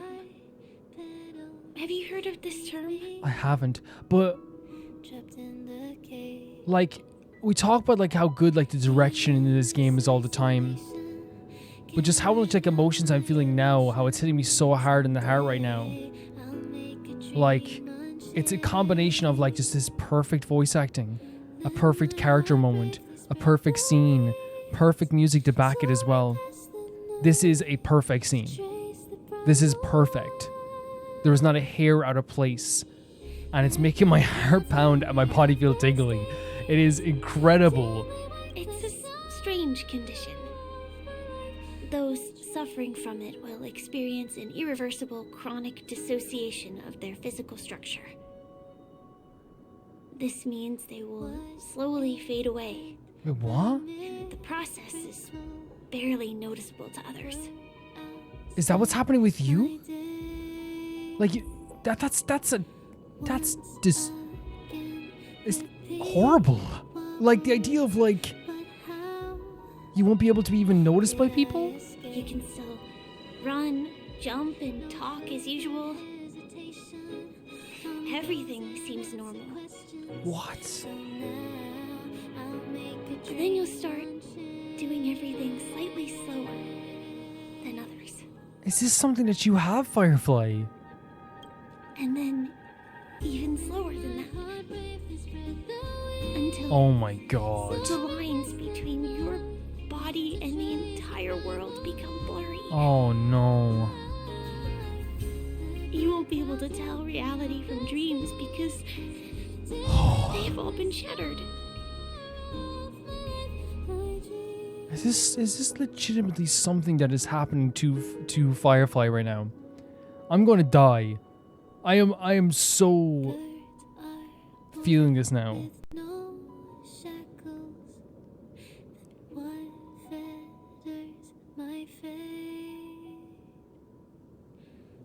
Your reality and your dreams have all been shattered. Like, how heartbreaking would that be? So how could I possibly physically resist it. Oh. I mean, can you imagine? Jesus. I can actually free myself from this icy medical cabin in this dream. Oh, I understand. I understand. So, oh my god, I am already in bits. We're like 3rd episode, Penacony. And already I'm feeling it. This icy medical cabin, she says. I can forget about all the Oh. advice. I can listen and see so rough. and touch and think and understand whatever I want with my body. Oh. So although this world is real, this experience is priceless. That's so... Ooh.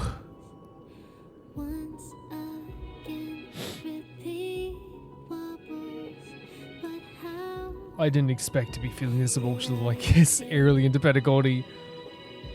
Just like this moment. Holy crap.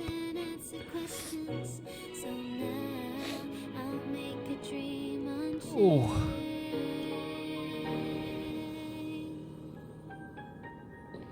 I'm sorry. For certain reasons, there are things I can't reveal to you yet. But there are also things you should know.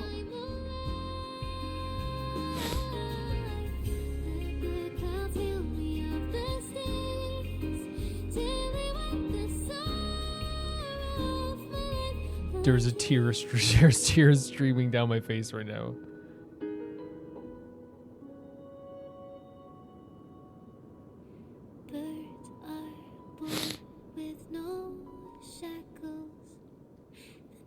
You tell me what you can. You don't need to tell me anything more than what you can and what you feel ready to tell me. I'm on your side forever. Forever. I swear to God. No matter who tries to come against you. I am. In fact, after the Watchmaker's legacy. But that doesn't mean we have to go our separate ways and be enemies. Okay. But at least, I really hope things don't turn out that way. I hope so too. Oh, it's to the top. Jesus Christ. Thanks. This is so lethal.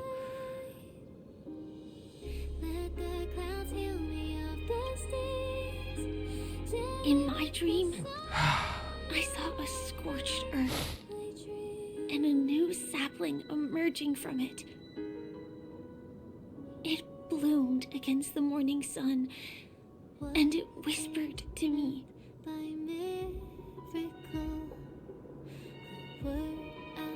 She's saying that in a dream she saw, like, you know, everything was destroyed, but something new came out of it. I still remember the question on the invitation letter. Why does life slumber? This music in the background as well, I'm telling you, this is a perfect scene, and it's ripping me apart. You see, everything is possible in this land of dreams. The nightmarish past will disperse and fade away like bubbles in water, and the future that you don't want to face will never come. Oh. At the future that Firefly doesn't want to face is, you know, becoming slower than other people, dissociating to the point that you can barely be seen. Why do people choose to sleep? I think you have a big reason why you want to be here in this dream. it's because they're afraid to wake up Jesus from the dream. Christ.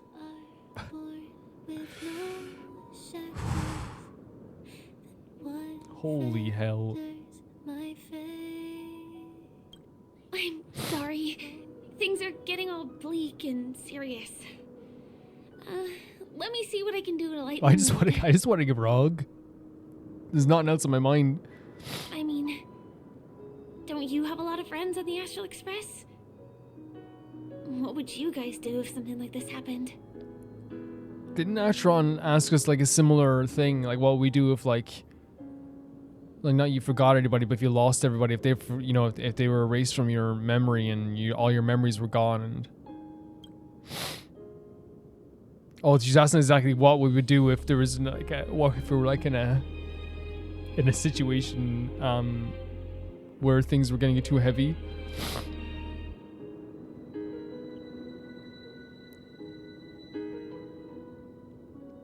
All of these are very true, right? But I'm gonna go with like Himiko just because like I do get like, you know,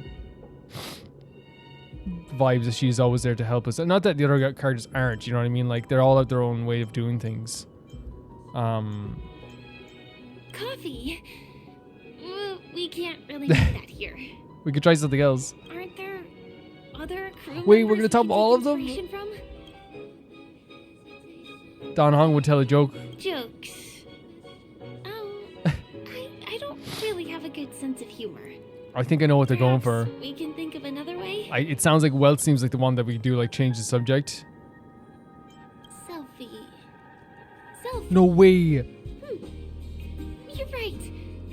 I've been here so many times. Why didn't I think of taking I'd love to take a photo with you. I feel a little awkward Yes. taking it by myself. Would you like to join me? Let's commemorate this moment. Please. I can be a little bit camera shy. Just don't I'd laugh never at me. laugh at you. Here, you hold the camera. As far as I'm concerned, if anyone ever laughs at you, they're dead. This music, holy crap. This is... my mind is blown. It's blown. The girl hands you the phone, her eyes filled with expectation. You take the phone, launch the camera up, and switch the front-facing camera effortlessly, then extending your arm to hold the phone at distance, ensuring you're both capturing the frame. Wait, let me get ready. You get ready? I'm good. Let's do this. 1, 2. Say cheese. Cheese. Oh. This is one of the most... This is... Not just in Honkai Star Rail, this is one of the most beautiful scenes in a video game I've ever seen in my freaking life. Ever. Ever. Ever. Ever. Are we all having fun? Lots of fun, sure. But something feels off. It doesn't feel very real. It feels odd. I can't describe it. We're in a dream after all. There's some progress. I saw a guy wearing a plaster head sculpture at the auction and he walked off doing anything. That's pretty suspicious. I also had some unpleasant discoveries, but it's been complicated. It's best if we meet up face to face. We're all meeting up. Looks like a trip back to reality is overdue. Oh, let's hit you up my room. Do you have to go back already? I don't really... Time really flies. I want to see my party. Of course I do, right? But like, I feel like I need to like spend another hour here just like looking at this with Firefly. I feel like going back to reality and resting too. Okay. Come on. Let's say goodbye at golden hour. Okay.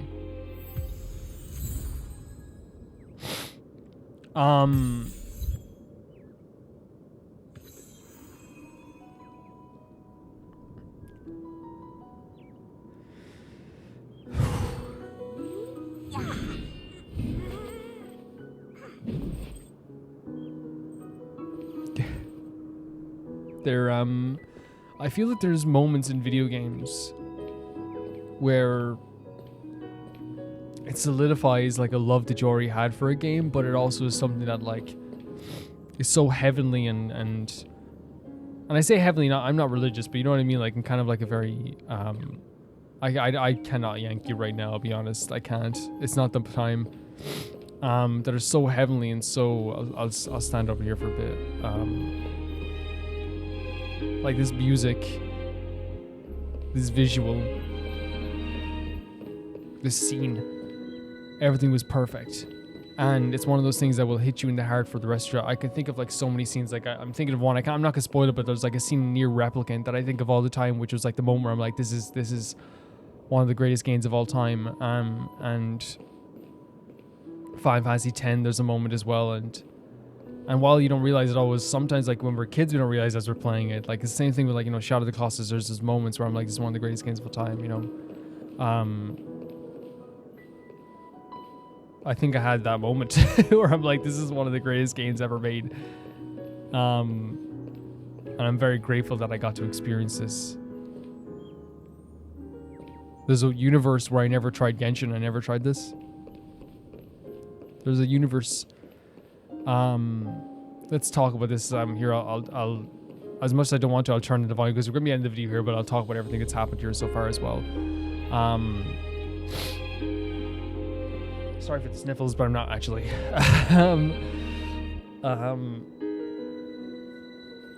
So, just to talk about this scene in general, what we found out here is that, yes, Firefly is a stowaway. Sample was 100% correct, but they're a stowaway not in the way that we thought they were going to be. They're not trying to invade. They're not trying to be horrible. They're not trying to be evil. Yes, they are after the Watchmaker's legacy, right? But also, one of the most appealing things to them about Penacony is that escape. It's that feeling of feeling real and feeling like stuff is like actually tangible and you know, something that can actually, it feels like they are like just like everybody else. It feels like they are just at the same pace as everybody else. I forget the actual name of the actual thing that she said that she had, the actual official name. But she was saying that like life becomes slower. You you start, you know, dissociating, to the point that like,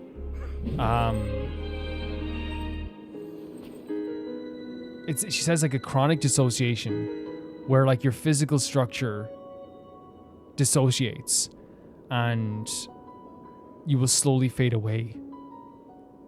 And it's not even noticeable to others. And that seems so accurate to me because again, you only know like small things happening over time you don't really notice. It's usually big changes people notice, and then it's like, and you become slower and slower onto the lines between your body and the world become, I think you're saying like become like unnoticeable, become blurry.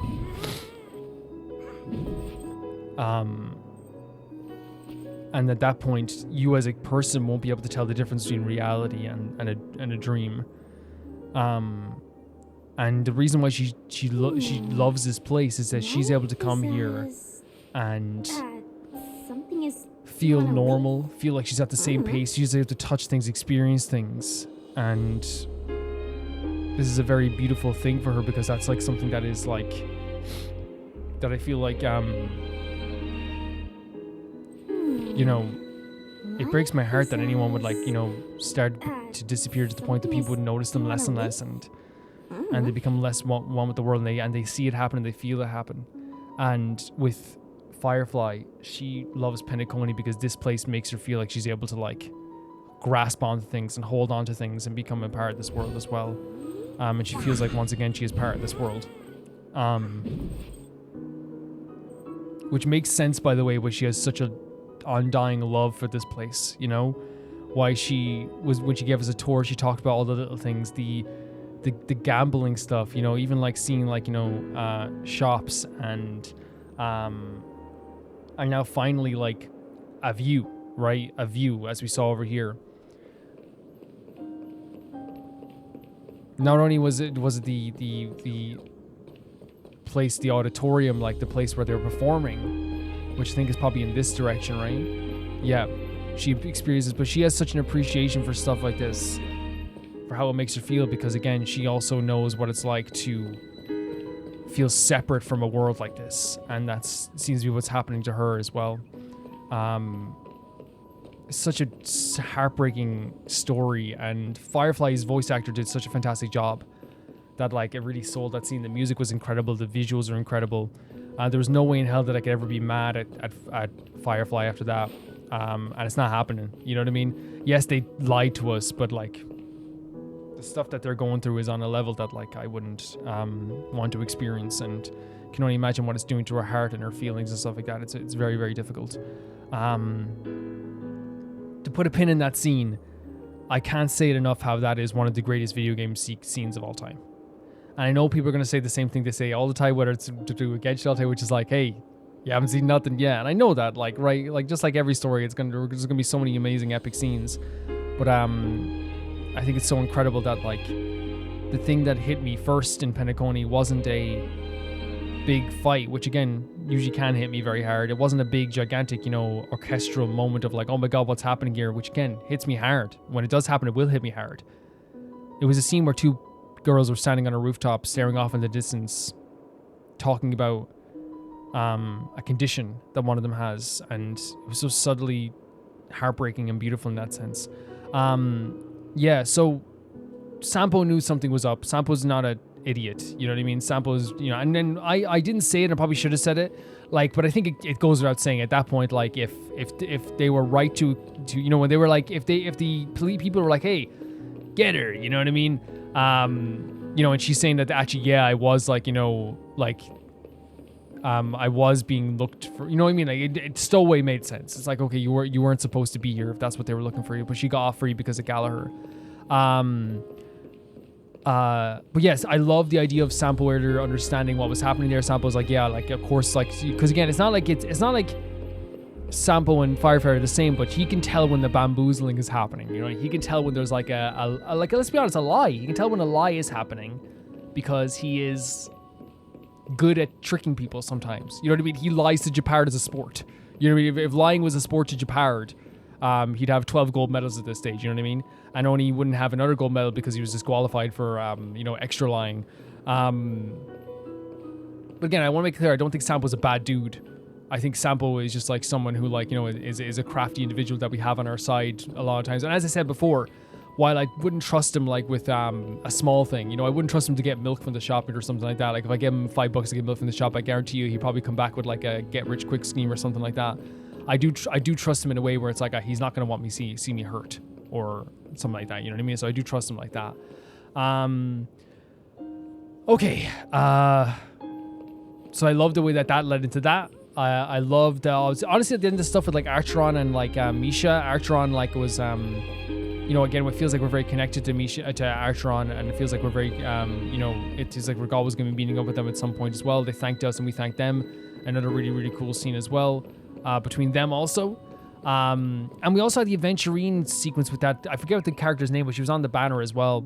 But that sequence was very, very hard to watch as well. But it was hard to watch in a different way where it felt like it was like clearly like someone who like is trying to like make deals and make friends and you know, trying to like, you know, carry out their plan, while this character like just like tore them down in the way that like was like very like, you could tell there was a lot of hatred for the IPC in that voice. But again, like, you know, hatred for the IPC is totally normal, I feel like, you know. It's totally normal. But it was just, again, another incredible sequence. I think Aventurine as a character and the characters in this game, like, it's one of those things where like conflict is done so well in Honkai Star Rail that I feel like you could drop like any two characters in with each other and they would have like such an amazing scene. But like, I think that's what's so amazing about Aventurine's character and how like much conflict that they bring is that they are, as Dr. Rachel says, clamorous. They are like a peacock. They are someone who like puts up like a very shiny front, which means to a lot of people in our life too, that could be someone who people are at odds with almost like instantly, because a lot of people don't look under like what could be on the surface or ask what's on the surface in that sense too. Which can be like very like again, like I said, frustrating for some people, but like for others it's like, okay, like that's you know, just who they are, and not everyone has the time. You know, even that the character was like, I don't have time to do with IPC. Don't get me involved with this stuff. I don't even want to be involved with this stuff. Every single turn, they kind of like had an answer for like something Aventurine was saying, and they were like, you know, very like hurtful and sharp to Aventurine as well. Like bringing up Aventurine's homeworld, I guess, as well, because it seems like now we're guessing that the people of his homeworld like have a reputation for some reason of being like swindlers, which would make sense why people are probably like, you know, why Dr. Rachel said like, hey, your place has a reputation. Without that stone, this is what people are going to look at you like. And even with that stone, if people think it's stone, it seems that people still look at him that way anyway. So like, he probably is like, hey, if people are going to see me as like a swindler and a liar, I might as well do a bit of swindling. Because he is somebody who, like, again, even that character there kind of understood like something I said last time as well, which again in a very more aggressive way, which just wasn't, you know, a nice way to put it, but just like, did you strip down naked and basically apologize? You know, Aventurine is a character that 100% like will let someone use them if it is for their benefit. They are a character who's making deals, who's trying to make friends all the time, because they, and again, what they said was to this character was, it's not about, you know, choosing like a moral side. What they're saying is that no matter what, what will always win in the end is the chips, the winning side. So no matter what side you're on, If you're on the side of the chips, you have won. The chips will always maintain their value. No matter what, that value is always going to stay the same. But yeah, another really tension-filled conversation. I'd love to see more from her and from Venturine as always.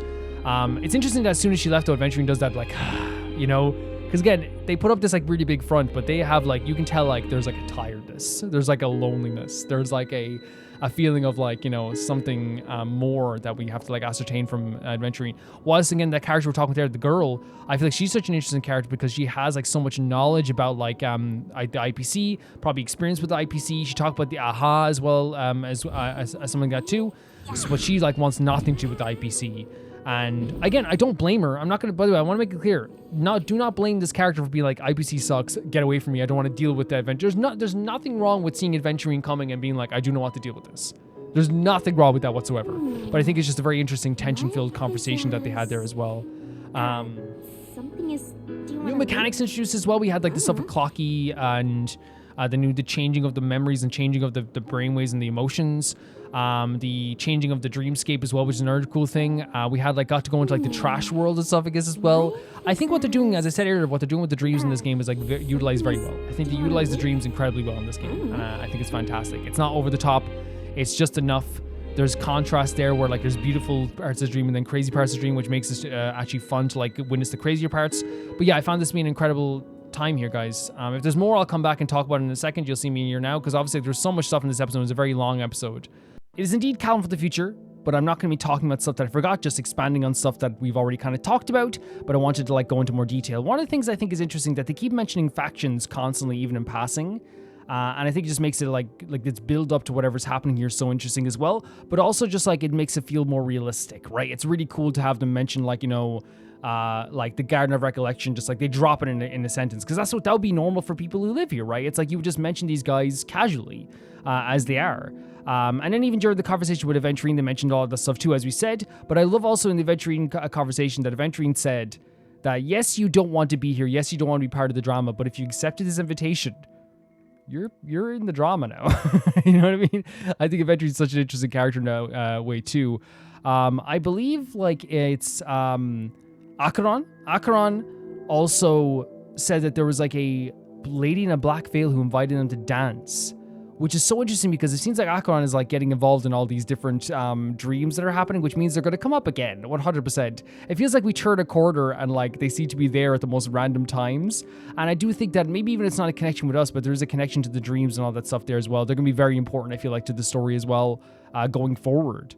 The conversation with Firefly was absolutely gorgeous. Of course, we were talking about it there. But it's also like some stuff I like, I guess like I want to expand upon in that conversation, which I think is also beautiful. The idea of how like she compares like how the fact that she's here with every other dreamer and how every dreamer is the same if you're dreaming, regardless of your agenda. So she kind of believes like, hey, like, you know, everyone comes here to kind of look for something amazing and to be in a place that's amazing. And for her, it's the idea that like things are like tangible, like, you know what I mean? It's like one of those things where she is like sharing the space. She's like in this place. The experience is priceless because she's able to like experience things as without this entropy loss syndrome. Like she's able to do all this stuff here as well. She also talked about her hometown was destroyed, which I think is so sad as well because again, it's one of those things where like this syndrome that she has, I never want to like, you know, look, I hope it never sounds like I'm ever looking down on someone because of course everyone deserves to live a normal life in whatever situation that you're in.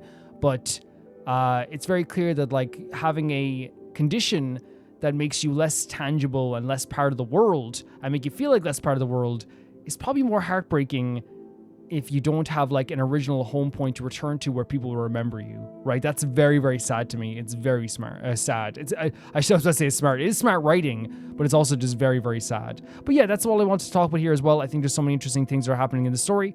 I'll see you guys again for another episode of Honkai this Saturday. But I had a good time with it anyway. Thank you guys so much for watching this episode. Thank you so much for supporting me. Thanks so much for supporting the series. And thank you so much to Tyfire 2, JB Bull, Janet Banana, The Ghost of Mizuma, Felicious Felix, Yule, Radish Adusta, Death Trap, Links Markey, Assassin, True Peanut Butter, Peter Chelsea, Heck, Leon, Hike Kasparian, Jared being him at the Heist here, my YouTube, Royal Gamer 7 and Blasco, and I'll see you all so soon. Bye bye.